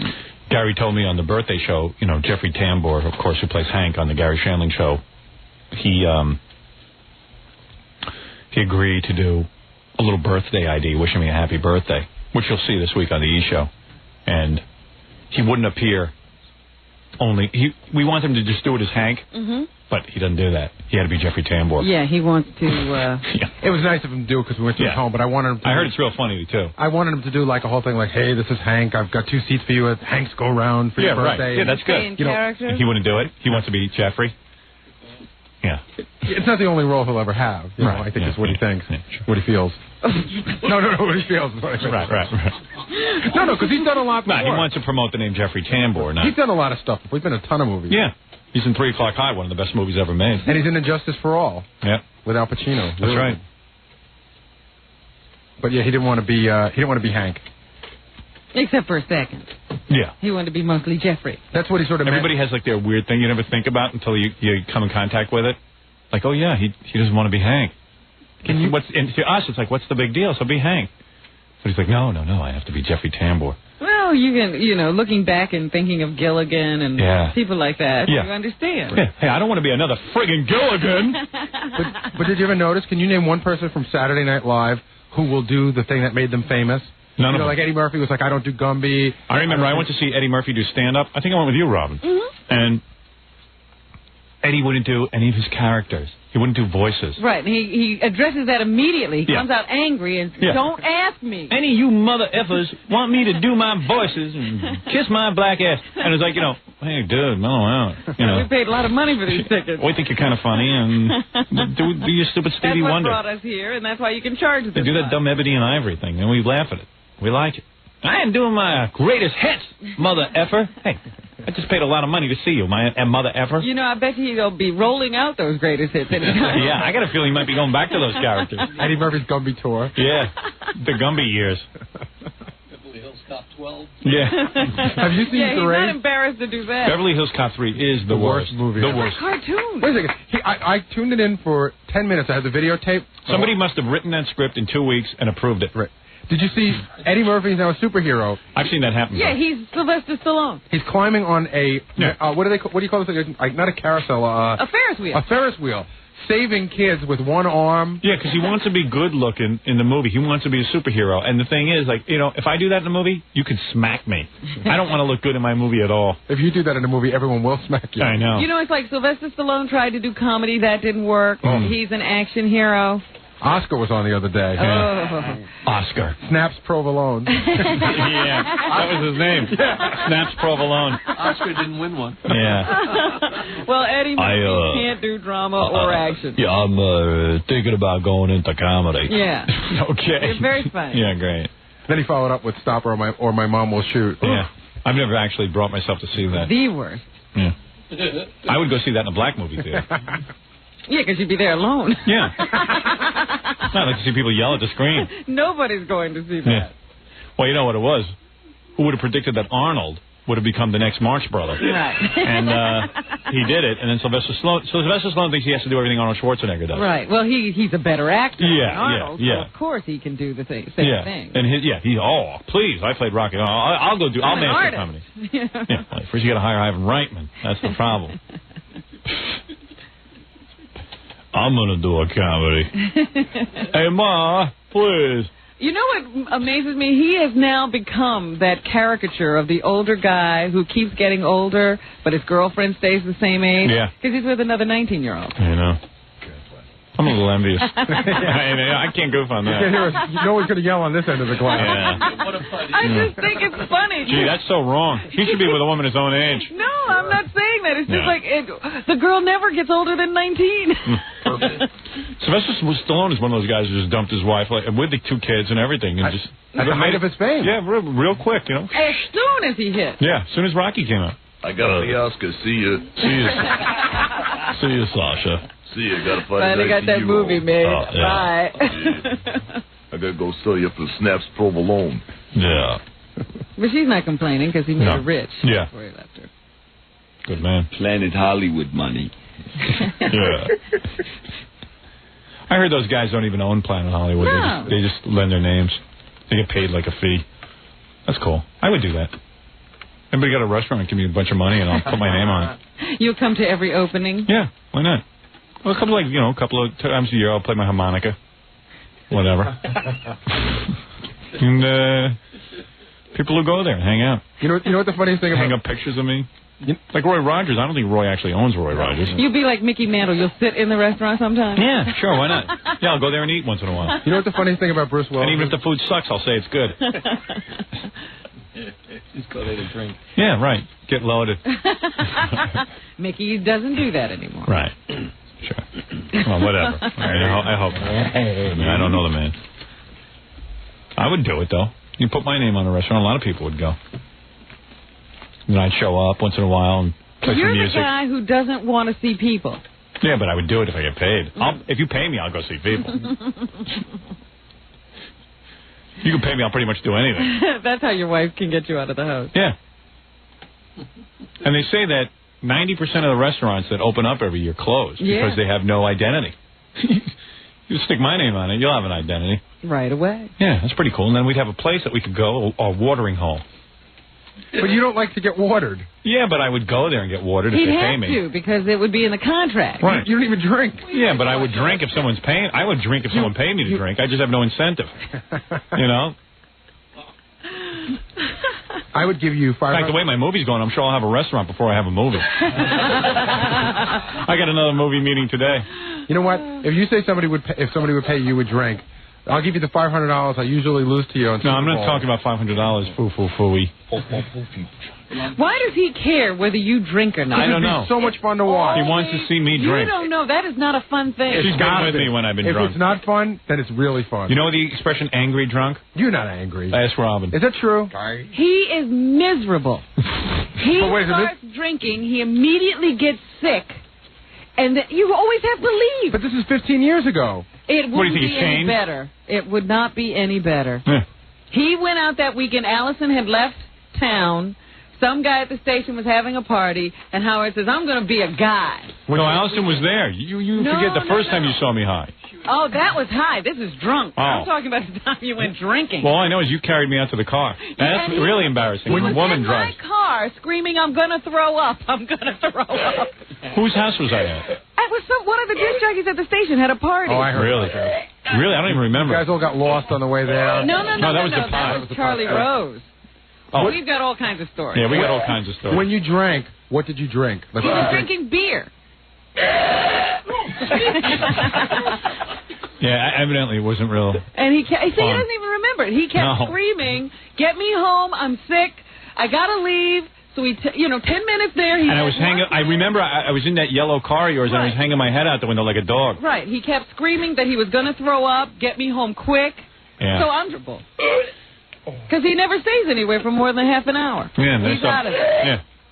So I got loaded real quick, and then Robin had to drag me home, drive me home. With him crying that he's sick and he can't take it and he's going to throw up. It's not fun. But I'll drink if they pay me. Just to go. Yeah, right. Oh. Yeah, I mean, it's worth it if you have your own restaurant.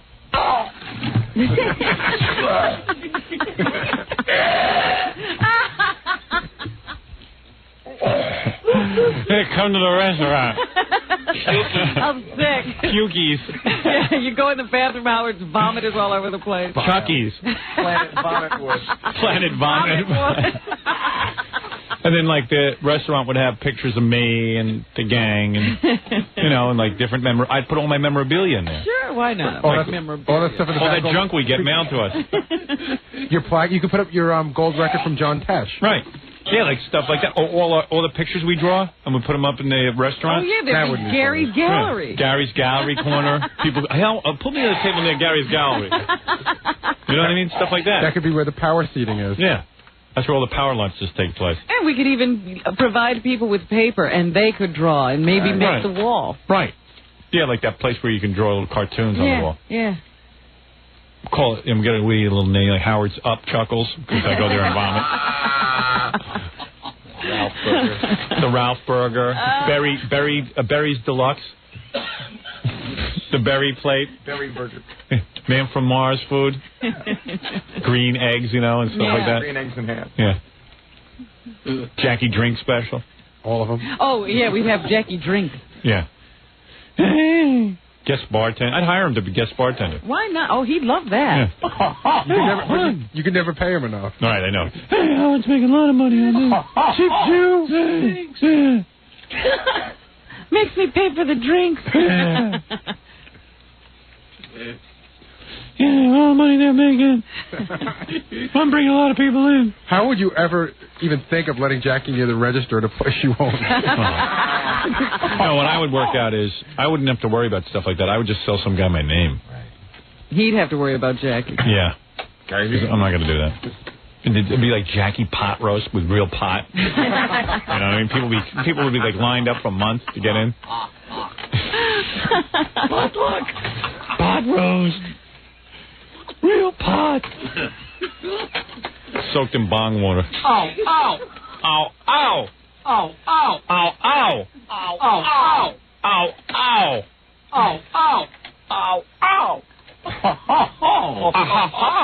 Ow, Ow, ow. Be good. All right, anyway, let's do some news. Yes, Howard.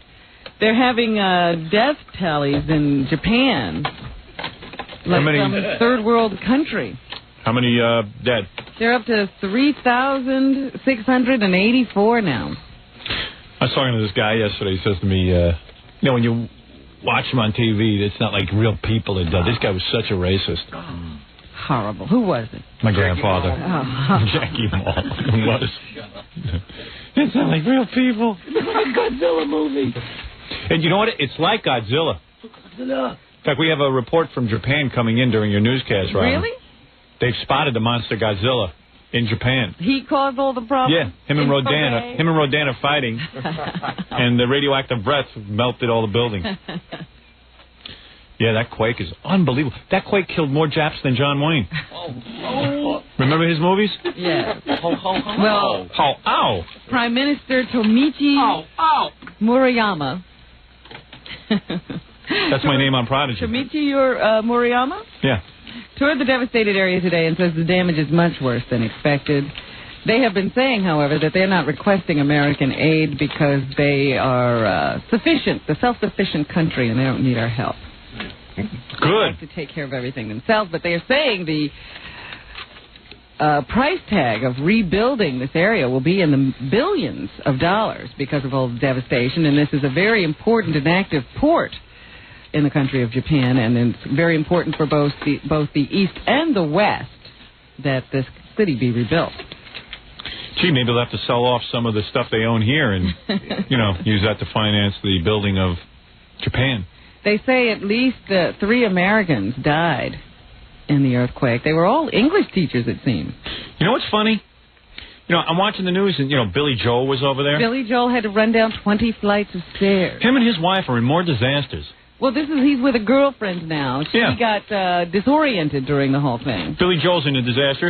A couple of months ago, his wife was in a skiing disaster. Well, I wonder what kind of enlightened revelation he will get out of this. Christy crashed in a helicopter and decided she had to leave Billy Joel. Right. What's going to happen to him now that he's gone through an earthquake? Billy He's Joel already gone. will get so enlightened that he'll leave Japan. No, actually, he continued to perform. Yeah. They had to cancel one concert because of the earthquake, because it was scheduled on the day of. But he went on last night and says part of the proceeds will go to helping to rebuild. Oh.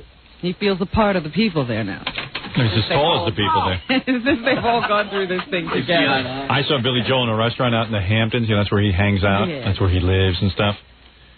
And I swear to God, that guy's practically a midget. He's practically a midget. You didn't see him standing. Oh, yeah. Well, because I went over and I shook his hand. So he stood up? Yeah. I think he was standing. You can't be sure. He gets out of his chair and he's shorter. Yeah. Let me take a break. We'll come back and do more news. You're listening to The Howard Stern Show. 97.1 The Eagle. You've seen him. 97.1 The Eagle. We're back with The Howard Stern Show. Here's Howard.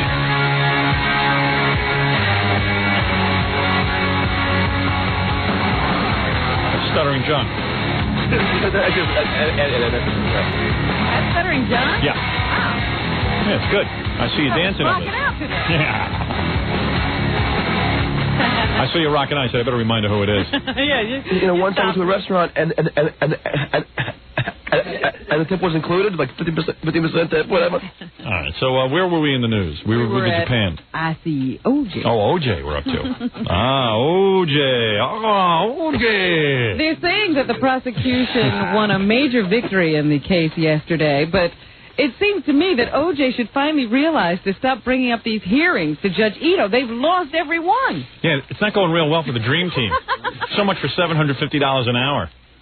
Every time they try to make a case that something shouldn't be admitted into the trial, they lose. I know. Well, because everything is admissible. Why not? The man's background is that he's a wife abuser. Yeah, so they're going to let all that testimony in about a history of spousal abuse in the Simpson family. Now, of course, Robert Shapiro and Johnny Cochran, when they left the courtroom yesterday, they tried to put the best face on it. They're not disappointed by this latest development. Here's Robert Shapiro. Okay.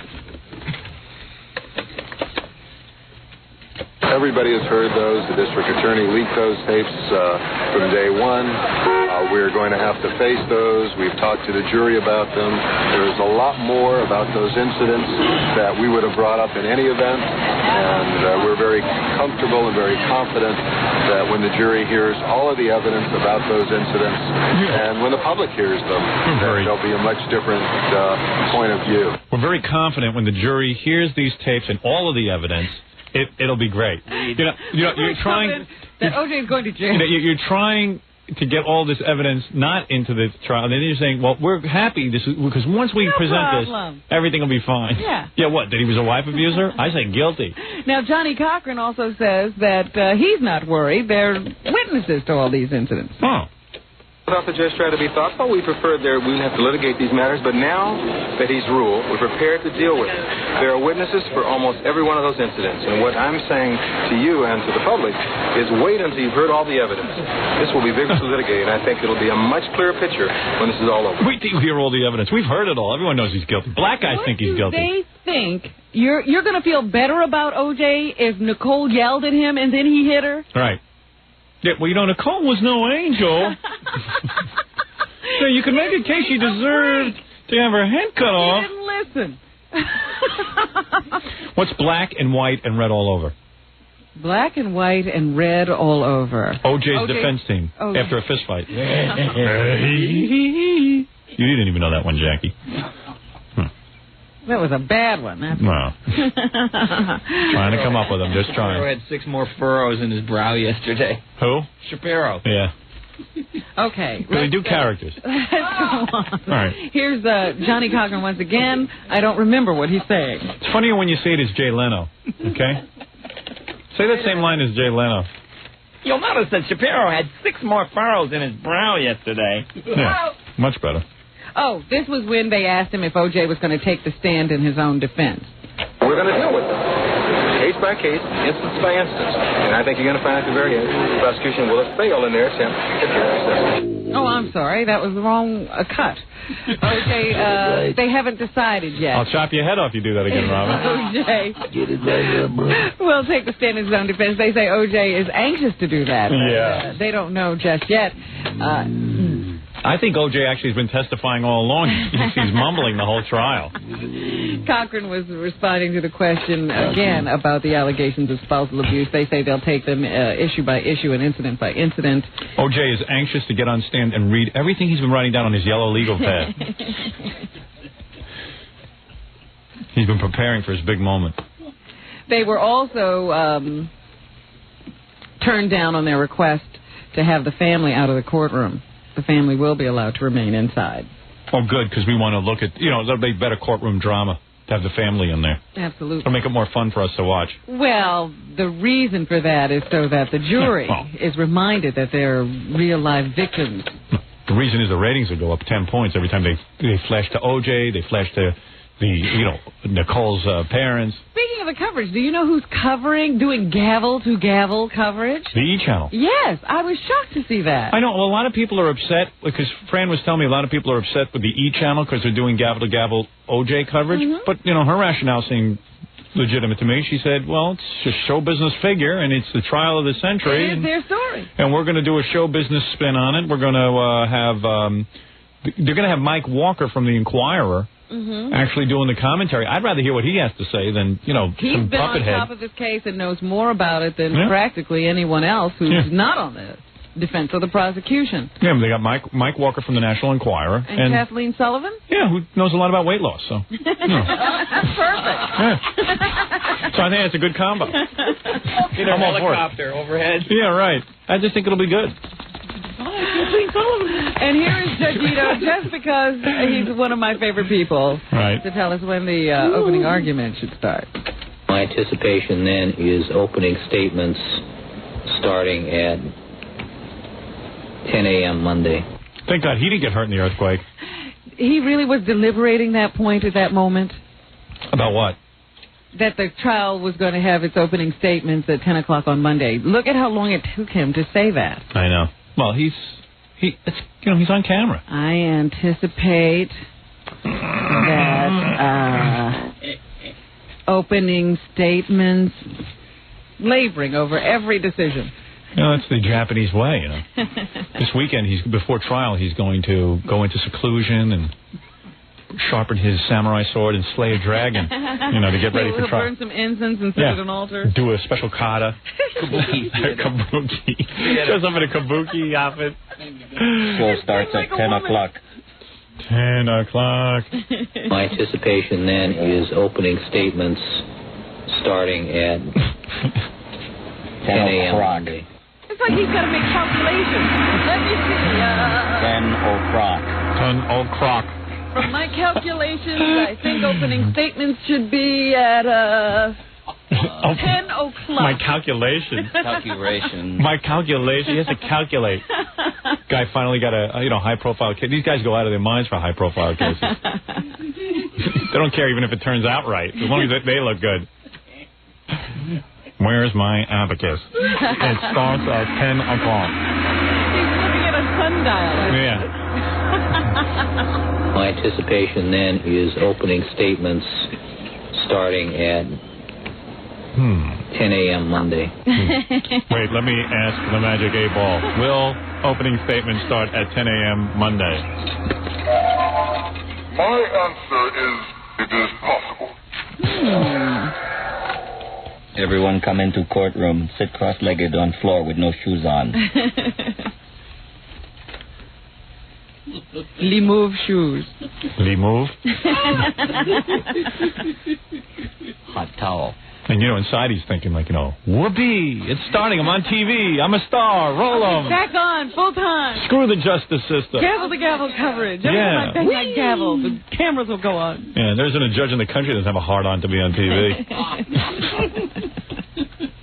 They're all like that. The whole justice system is whacked. And, they're just guys. Guys on TV. Famery, see me on TV. Me be big star. How I look. How I look. Me look at computer. Me look like I am in cyberspace. Me beard need little trim. Me look. Excuse me? Me look like I'm important. Me need recess. You shooting my bad side. Maybe I need a higher chair. I look short. I will be most famous TV Oriental since Hop Singh. Hop Singh have nothing on me. My anticipation then is opening statements. He's trying to seem like he's real intelligent. You can't even say, look, we'll start at 10 a.m. Yeah, 10 o'clock Monday. See you My anticipation is,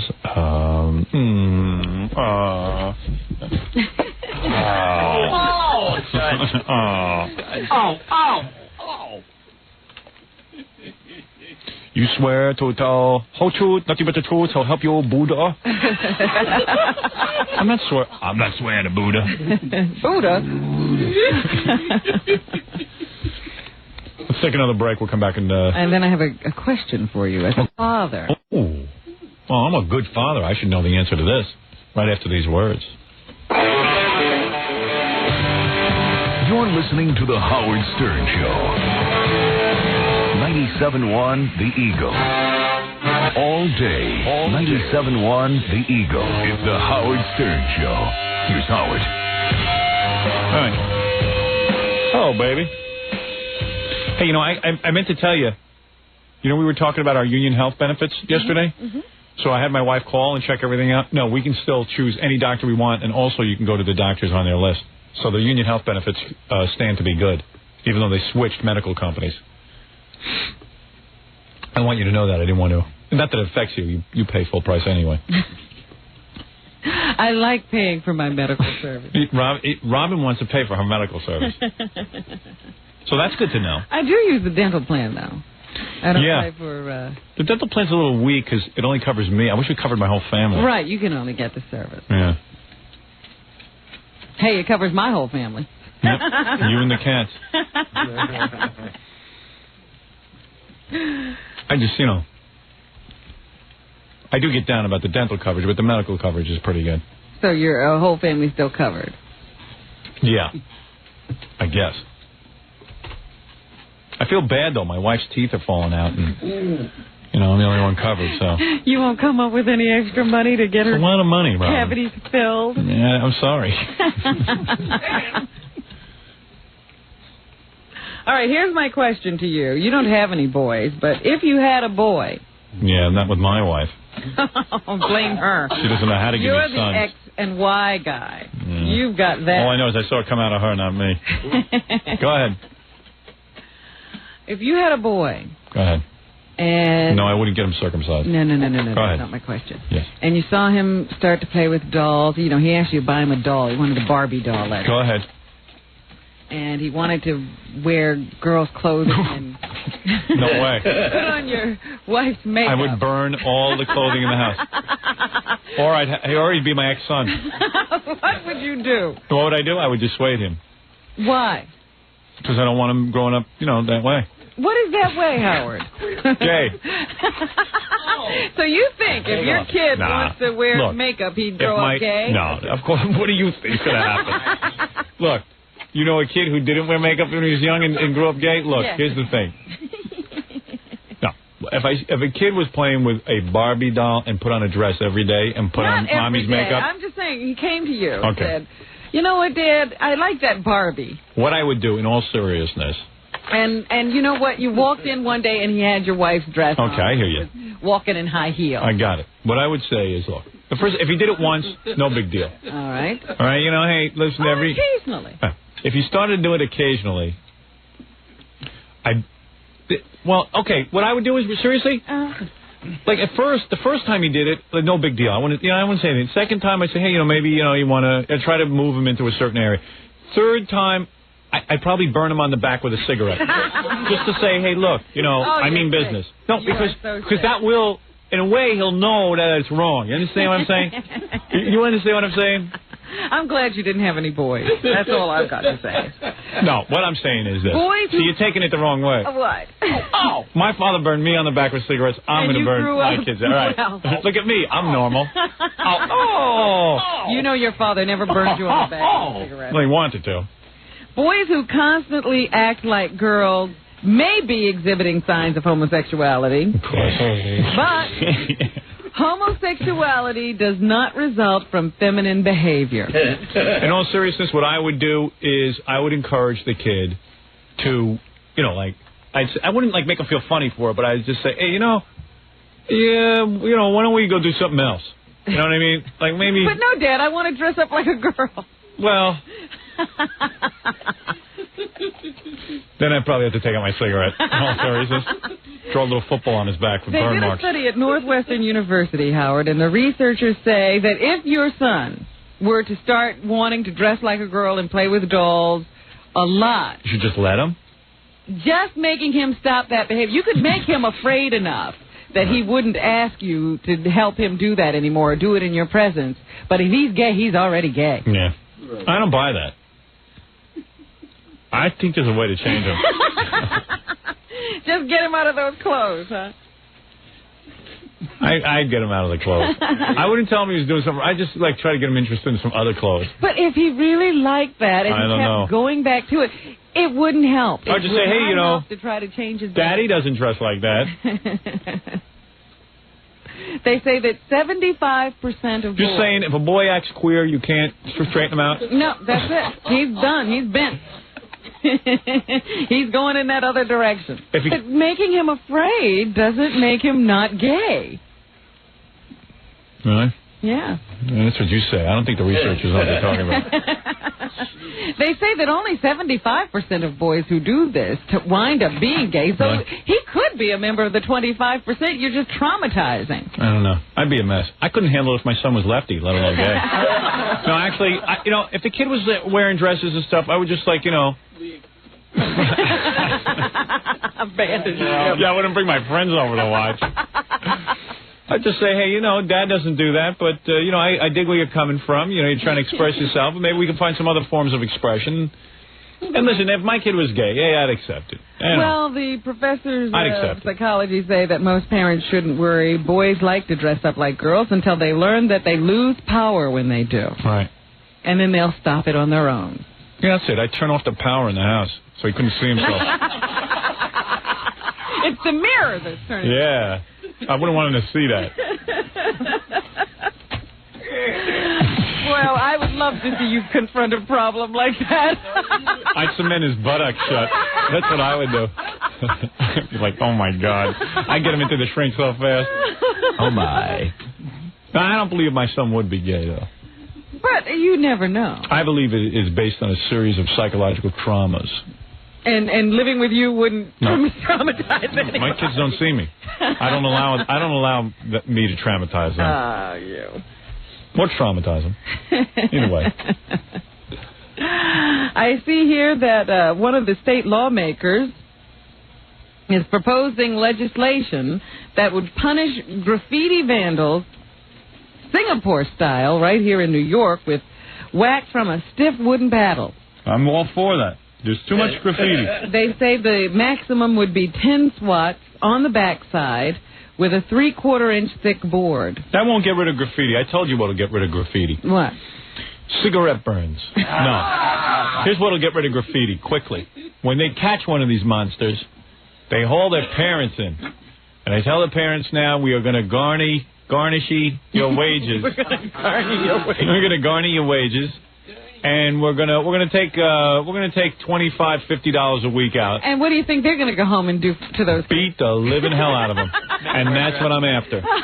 You're so damn right. The state to do the delivery right. of the eating. Yeah, you know what? The father will take that kid, put his head through a wall, and that's what should have been done years ago with these monsters. Well,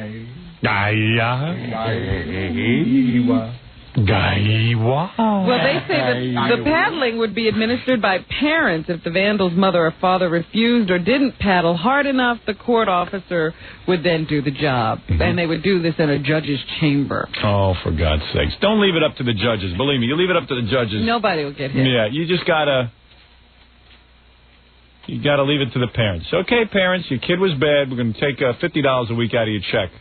Some of these parents will take it. But some of these parents will kill their children. No problem. Let the parents deal with it. I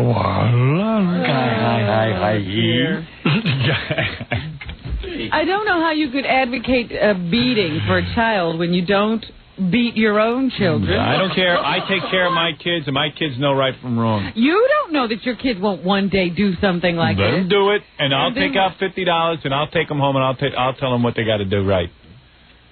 That's all. Talking about chronic abusers. You get some of these kids that get caught 900 times. It's enough already. Here's another one of those surrogate parent cases to figure out. A Hanover Township, Pennsylvania man who paid $30,000 to a surrogate mother to bear his child was charged with killing the infant. Jackie. $30,000 he paid, and then he killed the kid? Yeah, James Austin of Pennsylvania, 26 years old, was arraigned in Northampton County Court on the charges of criminal homicide. And apparently he beat and shook the child. The baby was turned over to him on December 8th after this woman had the baby. And they say the baby died of internal head injuries. Wonder what that's all about. A lot of people shouldn't be parents, Howard. No, but I mean, like, it's kind of weird that he paid $30,000 for it. And then the baby cried. Yeah. Maybe he beat it because it cost so much damn money. I'd be pretty pissed if I had to lay out $30,000 and then the baby starts crying. Why you give me a baby that doesn't cry? Yeah, what's wrong with this one? You get for $30,000, you get me one that doesn't cry. We got to take a break, Rob. We'll be back. You don't have a problem with that, huh? Of course I have a problem with it. What am I going to do about it? Well, they said this brings up new questions about this totally unregulated area of the surrogate parent. You know my problem with that, and you've known it all along. I told you the surrogate parenting should be against the law. That's all. The baby belongs to the mother. The mother don't want it, abort it. Thank you. Thank you. Thank you. World is so simple when I'm in charge. We'll take a break and we'll be back right after these words. We'll be back with the Howard Stern Show. Don't go away. 97.1 The Eagle, Harley's, and pure rock. 97.1 The Eagle. I'm out of breath. We're back with the Howard Stern Show. You know, a lot of the live commercials I do the same way every day. I don't know why. Never mind. You've had that argument before. Okay. I'm not going to argue. You're right. I'm not going to waste my breath. Let's do the news. That's more important. On Channel 13 today, they will have... Another boring show that no one watches? Well, true. All-day coverage of the hearings that are being held by the House Appropriations Committee to determine support for public TV. There's a big movement afoot in Congress to abandon public TV or to drastically cut funding to public television stations. Gee, I wonder why. Would that be because they continually put on programs that nobody watches, that nobody cares about, that commercial television has completely, has 900 cable channels, we have 57 VHF and UHF stations. Why do we need a public television station that only puts on stuff that appears to be like some kind of fancy grant you get from somebody, and it's for one of these boutique kind of programs where 3 people watch them? Why do I have to foot the bill for that? Why do I have to foot the bill for that? I have to foot the bill for unwatchable shows? I mean, where are you why? gonna get that kind of programming? Yeah, right. Yeah, right. It's important. I mean, name the show that is so important that is keeping our freedoms intact. In other words, a lot of people who argue for Channel 13 go, wait a second. If Channel 13 isn't here, where are you going to get these kind of programs? Well, what kind of program are we talking about exactly that's so important? The McNeil-Lehrer Report? What is it? If the McNeil-Lehrer Report is worthwhile, it'll go on a regular television station, and people will watch it. And no one's watching it? You know what? People talk about ratings. You know what ratings are? What? Ratings are an indication of what people want to see. And I know people who argue for Channel 13 and stuff in public television say, well, who cares what people want to see? You know, there's got to be a channel that plays something that people don't want to see. What about us people who want to see channels and stations and shows that other people don't want? Yeah, right. Yeah, well, but there's not, I mean, the price does not merit. Just does not merit. Now, I know what people, then they go Sesame Street.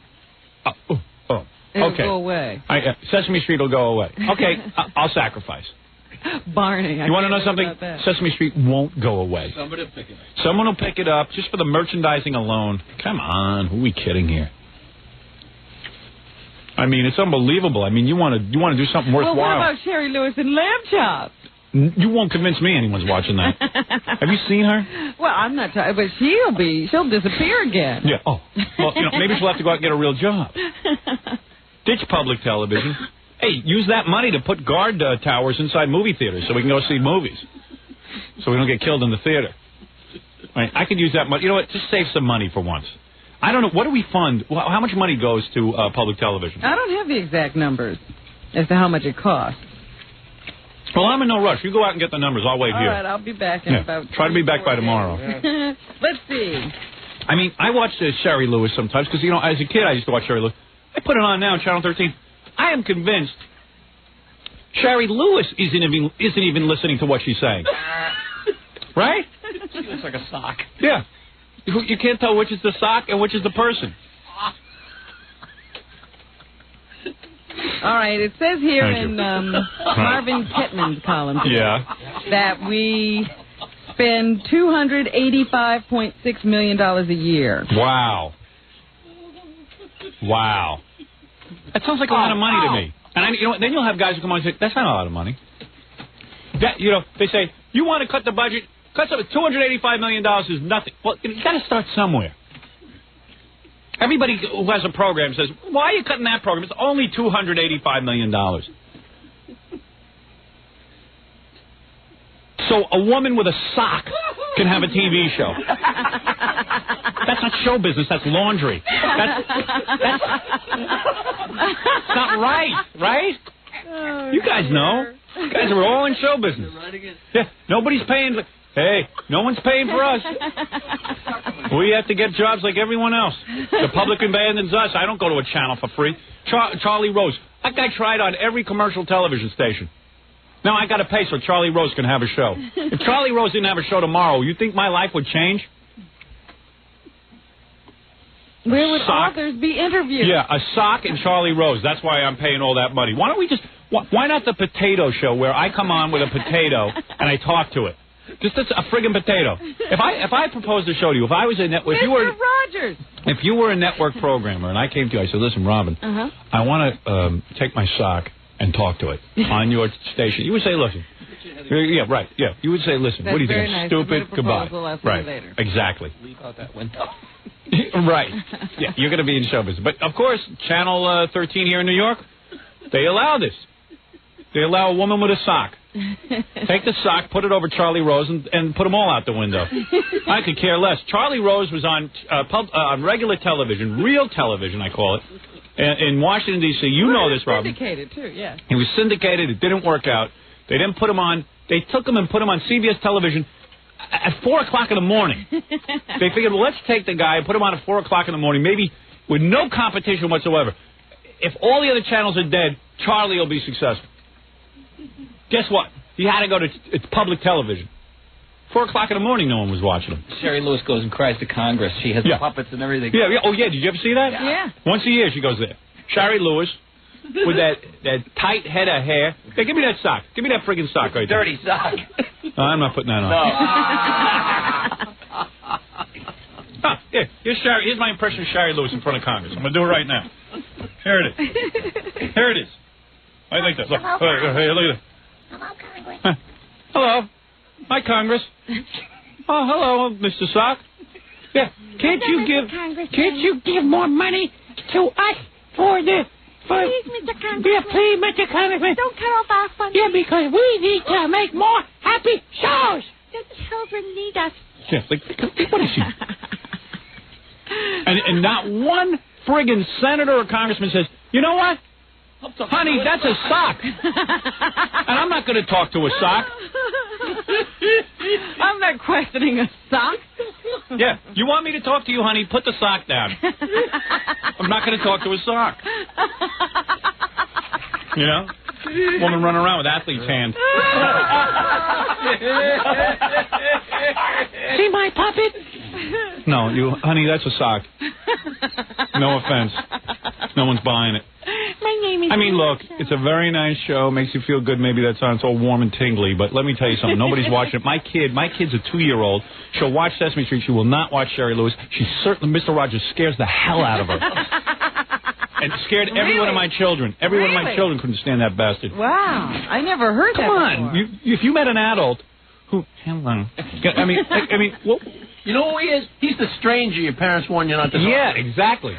Yeah, if that kid was walking around if that guy was walking around the playground, my parents would be, get the hell away from him. You'd be grabbing your kid and running. There's something wrong with the guy. But I like you. Yeah, I know you like me. Hello. Yeah. Hey, you know, maybe Mr. Rogers is a great guy, but he don't come off that way on television. I don't like it. Hey, you know, people talk about me. I bet you people would trust me with their kids. I bet you they wouldn't sit Mr. Rogers down and say, okay, you watch him for a couple hours. This guy looks like Tony Perkins with the kiddie show. Right? That's true. You've got Why don't we get in the shower and relax a little? Let's play dress up. Yeah. Would you like to wear your father's? You won't lose your powers. Mm-hmm. If you dress up like a woman, it'll empower you. You know. Denny, we're going to play wash up now. I want you to hang your washcloth on this long shaft.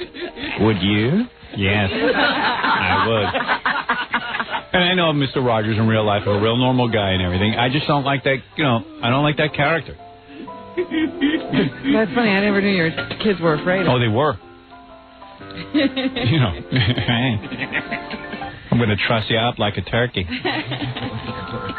Come home, you find the kids wrapped up like a turkey in the oven. Yeah, with those little paper socks on. Hey, if you tell the truth now, you're sitting in your car, you're listening to us, or you're home. Would you trust me with your kids, or would you trust Mr. Rogers? If I told you one of us had a babysit, you tell me who you trust. Yeah, exactly. Would you? I sure wouldn't. It's a beautiful day to grease up your little potty place. I don't need that. Yes, I would. I'm saying, hey, I know in reality Mr. Rogers is a clean-cut, all-American guy and everything. I just don't like the character on TV. That's all I'm saying. I don't have to pay for that. Funny feeling. Yeah, I don't have to pay for that. Just a hair dye. Yeah, I don't have to pay for it. I don't know what a Mr. Rogers wears, hair dye. I don't know anything about him. I just don't want him in my house. I'd send my kids to a black movie theater before I send them there. What is it? What do you want? I know we're doing the news and everything, but if you wanted to, Al Michaels called and just wanted to say, hey. Al Michaels. He's in an airport. He called me to ask about something, but he always loves to say hello to you. We're finished with the news. Well, hold on a second. Hey, Al. Howard. Don't you agree they ought to do away with public television? Absolutely. I think... Yeah, there you go. The only channel we should be able to watch is 7. No, come on. Don't be farcical. Lest anyone thinks this is a farcical conversation. It is not. Let me assure you. Howard, I want to invite you and Robin to the Super Bowl. That's why I'm calling in. Can you come down? Oh, that's so sweet. Everybody wants me to go to the Super Bowl. Torture me. No, we're having a Super Bowl party. In fact, the guys who are getting together, we're going to Scores. You should just hang with us. I want you at the game. We're doing the game, Howard. I want you there. Yeah, but lest anyone think that's farcical. See, everyone who's inviting you is bogus, but if you get to sit where Al sits, it's a whole different thing. What's the concept here? I fly down and you let me sit in the booth? And then if the game turns out to be a blowout, we need you in the second half. It's real simple. Yeah. Yeah, they'll talk to you. Hey, yeah. If it turns into a totally farcical game, I mean, how are we supposed to maintain our audience? Is Giff going to be there? He'll be there. Yeah, and you know... You're not really in. I walk in, you know there's no way Giff would let me sit anywhere near that booth. No booth big enough. What are you trying to do, Al? Yeah, Al. What, do you want to get my ass kicked? Howard, if the score is 24-0 by halftime, we're going to need you. Seriously. Did you discuss this with Giff that you want to bring me? Not yet. All right, I tell you what. I mean, Al. Kathy Lee's singing. You know she's going to be visiting the booth. Her whole day ruined. Hey, how about Howard does an instant review of Kathy? Yeah, let me review Kathy Lee's performance. Let me interview her afterwards. Come on down. I need you down there. Come on down. You sure do. Let's call Giff right now. If he says okay, I'm coming. No, he's still sleeping. Yeah. Giff's on the phone now. I'd rather be in the booth with OJ. How do you think they're going to fry OJ? I guess they can, huh? Can you believe it? Hey, I'm getting on a plane. Hey, what's I'm at the gate right now. Have you visited OJ recently? I have not seen him, no. It's harder to get in these days. Really? Yeah. You mean you haven't been in since you last came on the show? I've been in since I last saw you. Yeah, did you mention my name? I did. And what did say? OJ say? He's a fan. Is he? He is a fan. Well, we don't want him to fry then. Maybe wait a second. Maybe he doesn't have a radio in prison. Does he have a radio in prison? Maybe he doesn't know what we're up to. Hey, did you ever see OJ hit Marguerite, his first wife? Never. No. Is he guilty? No. No. Al? He says he's not. Al? He says he's not. What do you think? I'm going to present the case. All right, you're going to be the jury. If you right now you decide OJ's fate. You ready? Howard, I'm on a 10:45 flight right now. It's 10:44. No, listen to me. I just want to give you the facts. Yeah. Okay. Beat his wife, right? Okay, we know that. We got the tapes. We got everything. Got her face, pictures of it. Al's waiting for the rest of that evidence that John Cocker was talking about. Then they got the blood evidence all over the car, right? They got OJ's blood. They got the gloves. There's a 1% chance it's not him. There's no good alibi. That's not even 1%. It's like 1 in a 1,200 billion. Right? Lest anybody think this is a farcical trial, I think we should leave it in the hands of our favorite judge. So what did he talk to you about the last time that you went? Seriously. Football. Did he talk Football? Yeah. Who do you think did it? Rosie Greer? Can you believe Roosevelt Greer now is like a If you were reverend? on trial for, to go to jail for the rest of your life, would you be talking football? No, Al's being farcical. No, not necessarily. I'm not. There was a Rolling Stone article, I swear to God, about OJ, and it said this was like a month and a half ago. He was calling his favorite golf course looking for tee time for St. Patrick's Day because he thinks he's going to be out. Oh, he does? Yeah. Is he totally delusional? I mean, Robin, when you're in a situation like that, you need a diversion, don't you? No, I'd be concentrating. Yeah, I'd be concentrating on my defense every minute. Did you see OJ mumbling to himself in the courtroom? You got to tell him to knock that off. That looks real bad. I've been traveling for the last 3 days. Hey, can I be honest? I don't think OJ is OJ anymore. I'm being serious. Does he seem all right to you, Al? I think the football player formerly known as OJ is like completely out of his mind now. Yeah. What's he writing on the yellow legal pads? He's taking notes, I think. Really? Yeah. Al hates talking about this. Yeah, really. It's breaking his heart. OJ's a scholar now. I can't. Really? I mean, you know me. I'll get into almost anything, but, Not this, huh? Well, not till it's over, anyway. Then we can talk? Then we can talk. Super. You found the one subject that I would rather talk about Frank Gifford. I'm not so sure about that. You're not really serious when you say you're inviting me to the Super Bowl. But once again, I'm attempting to play career Russian roulette, but what the hell, really? Howard? You really mean it. Let me get this straight. If you tell me you're going to come down there, you're my guest. But what about the situation with Frank Gifford? Well, worry about that when you come down. Yeah, that's going to be real comfortable. I mean, I would go with you. I'm being serious now. I would go with you. Yeah. But the reality is... What is this? Yeah, the reality is I'm going to walk into the booth and you're going to have a guy, your coworker, freaking. And I'm going to stand there while this old man freaks out? I'll introduce you by another name, Howard. I'm not sure he's going to recognize you. Yeah, I think, Al, let's be serious for a second. Talk this through with me. Yeah. You want me to walk into the booth with you, and they're going to flip out. He'll flip out worse than OJ. Not necessarily. Frank's a real cool customer. All right. There's no way you could resist. You think Kathy Lee is all that cool? Yeah, Kathy Lee. I know a guy once told me she was at some party crying about me. That's what I heard. Well, what if we brought Robin down to sing background during the anthem? Exactly. Right, Al's kidding around. He knows he can't bring me. Howard, I can bring All right, I'm going with you. I'm inviting. I'm going, too, because I got to see that. We're going with you. I have 2 tickets for you guys. Excellent. Okay? We're going. Okay. We're there. All right. Now let's see if we can find you. Yeah, get on the phone with Gary and tell us how we get there. We'll be banging on the booth door. It's like winning a contest. We'll be arrested. It's like winning a contest, right? You put me on hold and I'll talk to the producer, okay? You excited about the Super Bowl? Yeah, I think it's going to be better than people think, Howard. I really do. San Fran, of course, will win, right? They should. But, I think San Diego's going to give them a decent game. What's the point spread? 20 right now. Do you believe that, or do you think it'll be closer? I think it's going to. It figures to be about 20 points. But I think San Diego's going to hang in there with them. Okay. Maybe it's wishful thinking. Yeah, I think so. Everybody wants a good game. Yeah. We're thinking of having a party at Scores with the strippers, and then I get home and watch the football game. No, I'm thinking about going to your party after the first half, to be honest. Now, there you go. And Kathy Lee's going to sing the national anthem, huh? And it gets us started at, like 6:05. Well, she's the best singing voice in America. I can see why they chose her. Absolutely. Right? What do you think of her voice? Well, as I said, I'd like Robin to come down and sing a little background. Did you see Kathy Lee's Christmas special? No, I didn't. Oh, come on, Al. How could you miss that? Robin, I don't watch television. Sure he does. You know he was watching it. Absolutely. You and know goofing all the time. I know. All I have time to do is watch football tapes. You didn't see when she read the story to Cody? Didn't see a thing. With Cody's name in it? Didn't even know there was a special. OJ losing a lot of weight, huh? Now, I want you guys down at the Super Bowl. When are you going to come down on Saturday? Or Does OJ talk about broads with you? No, just football. Honest to God. Did you ever go out with him and Nicole? Of course he did. Yeah, of course. He talks about that. Of course. They never fought in front of you. Never. Is that true? Never saw it. And you never saw any bruises on her or anything? Nope. You never had a backhander? Nope. You never had a beater on the legs? No, never. A lot of dinners with them. They were very nice. Were you drunk at the time and wouldn't have noticed? Very possibly. I think Al was drunk. Is there still a media circus outside of OJ's house? Not too bad these days. Yeah. It's calmed down out there. Because Al lives in that neighborhood. It's like driving him nuts. It's fine these days. Everything's good. I'm sure that, you probably have more people hanging around your house than he is around his right now. Absolutely. Yeah. I'm like Elvis. You guys are great. You sounding good. I got to get on this plane here. All right, Al. Good luck with the Super Bowl. I know you're not serious when you ask me. Very serious, and I'll be very disappointed if you're not down there. All right. We're going to get Then tickets. we're going to go. I got your tickets for you guys. All right. We're going to be sitting with you and Gift. We'll be in Florida, roaming around. Won't be able to find out. Mr. Michaels said we could sit with him. All right, Al. Guys, be great. The great Al Michaels. Yes. Greatest sportscaster ever lived. You're right, sir. Thank you. Everybody knows it. I love that guy.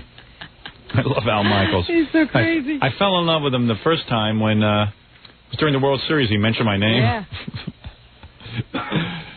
That did it for me. That's the way to a man's heart. Free advertising during the World Series. He's a great guy. He's a great guy. Yeah, he really is. Here's a guy you can really talk to. You're a man's man. I bet you have a real good time with him. He must get high. You think he smokes pot? I love pot. I love people who smoke pot. He's high to think that you and Giff will be in the same booth. All right, let's wrap it up. Let's say goodbye. Wrap. Okay. Birthday show tonight on E! All week we're showing the birthday shows. Don't miss it tonight. See the Widow Kinnison and backstage footage as Melrose Larry Green actually hassles Willie Nelson, and nobody stops it. You know Melrose has been outside of the studio. Actually, it's Melrose annoying Phoebe Snow, I should say. Is he really? He's out there now? Yeah, he's been out there every day, and he's still getting people to sign birthday posters of you, and he's got them laying all over the ground. Yeah. Like you're going to take that. Jackie Jokman. Yes. Order Jackie's, what is it? Oh, you just talked about Melrose. He wanted to bring it by. He's like, nah, who cares? Al Roker signed it. Oh, really? Yeah. Okay. Jackie the Joke Man Martling. To order Jackie's Wild Comedy CD or cassette, you're looking at an investment of $10 plus $3 shipping and handling, and you get the Jokeland special. You can buy two, get one free. You just dial 1-800. This is an investment? Well, yeah. Those are collector's items. 1-800-323-KING. Years from now, your grandchildren want to hear the great Jackie Martling. Thank you very much. Saturday night, January 28th, at the Top of the Rib in the Riviera Hotel. It's Jackie in Vegas.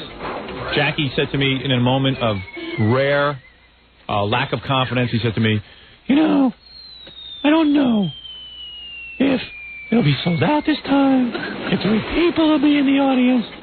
You don't know. I mean, all the people who saw me the last time, word could have spread. You never know. Who knows? I said, Jackie, there's enough people who don't know what the hell your last show was there. You'll be safe. Don't worry about it. All different jokes. Right. Whole new group of people in town. Right. So Jackie, it's a rare time he gets to Vegas. I believe it'll be a big sellout, so get your tickets early. For raunchy jokes and info, call 516-9221. Remember, 516-9221 is not a pay service. Good for you, Jackie. If you're planning a wedding or party and need a DJ, call Scott the Engineer's Rocket Entertainment at 718-BAG-5040. A moment of rare sincerity. Jackie's fears. Jackie's nightmare. A rare show of weakness. Yeah, rare show of weakness. You know, Howard, all kidding aside, before you go to a place like Vegas, you're pretty nervous. You never know if it'll be a room full of people, or 3 people, or what. You just don't know. Fred, you heard that whole thing. I heard it. I missed that. He's busy painting. Leave him alone. I missed that conversation. Billy just hides his head in the sand during those. I'm not sure. I'm not sure. You have to convince him you have lots of fans in Vegas. Yeah, right. Yeah, I had to go through the whole thing. No. Yeah, Jackie. I said, Jackie, when you get in Vegas, you don't realize how many listeners we have, and not all of them, not all of them have seen you yet. And it's going to be unbelievable. Vegas is a pretty big town. Yeah, but I know what you're saying, and thanks for making me try to feel good. How did It's a lot of competition for the entertainment dollar. Yeah. When he said that, I almost fell off my chair. Yeah, so did I. All right. Let's take a break. Let's say goodbye. It is a break. Because it's almost Thursday. What is it? Today Thursday? Today is Thursday. Oh, you see, that's why I need the Pete Fornatella show here in New York now. He tells you what day it is. I forgot it's Thursday. What day is it, Pete? Thursday. All day. Right. Today's Thursday. And what about tomorrow? Tomorrow would be Friday. Right. Friday. But today's Thursday, though. Right. Okay. Well, Pete will be giving you more updates on what day it is. And in between all the music. We made it through another Thursday. Pete, you're amazing. I know you've been in the business 40 years. And you still just give the day of the week. With a smile. You got to branch out.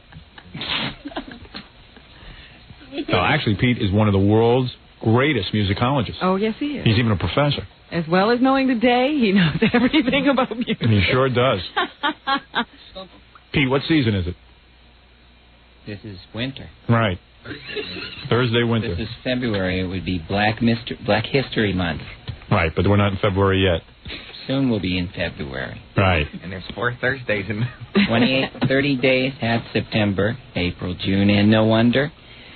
All the rest have peanut butter except for Pasadena, which has the Rose Bowl.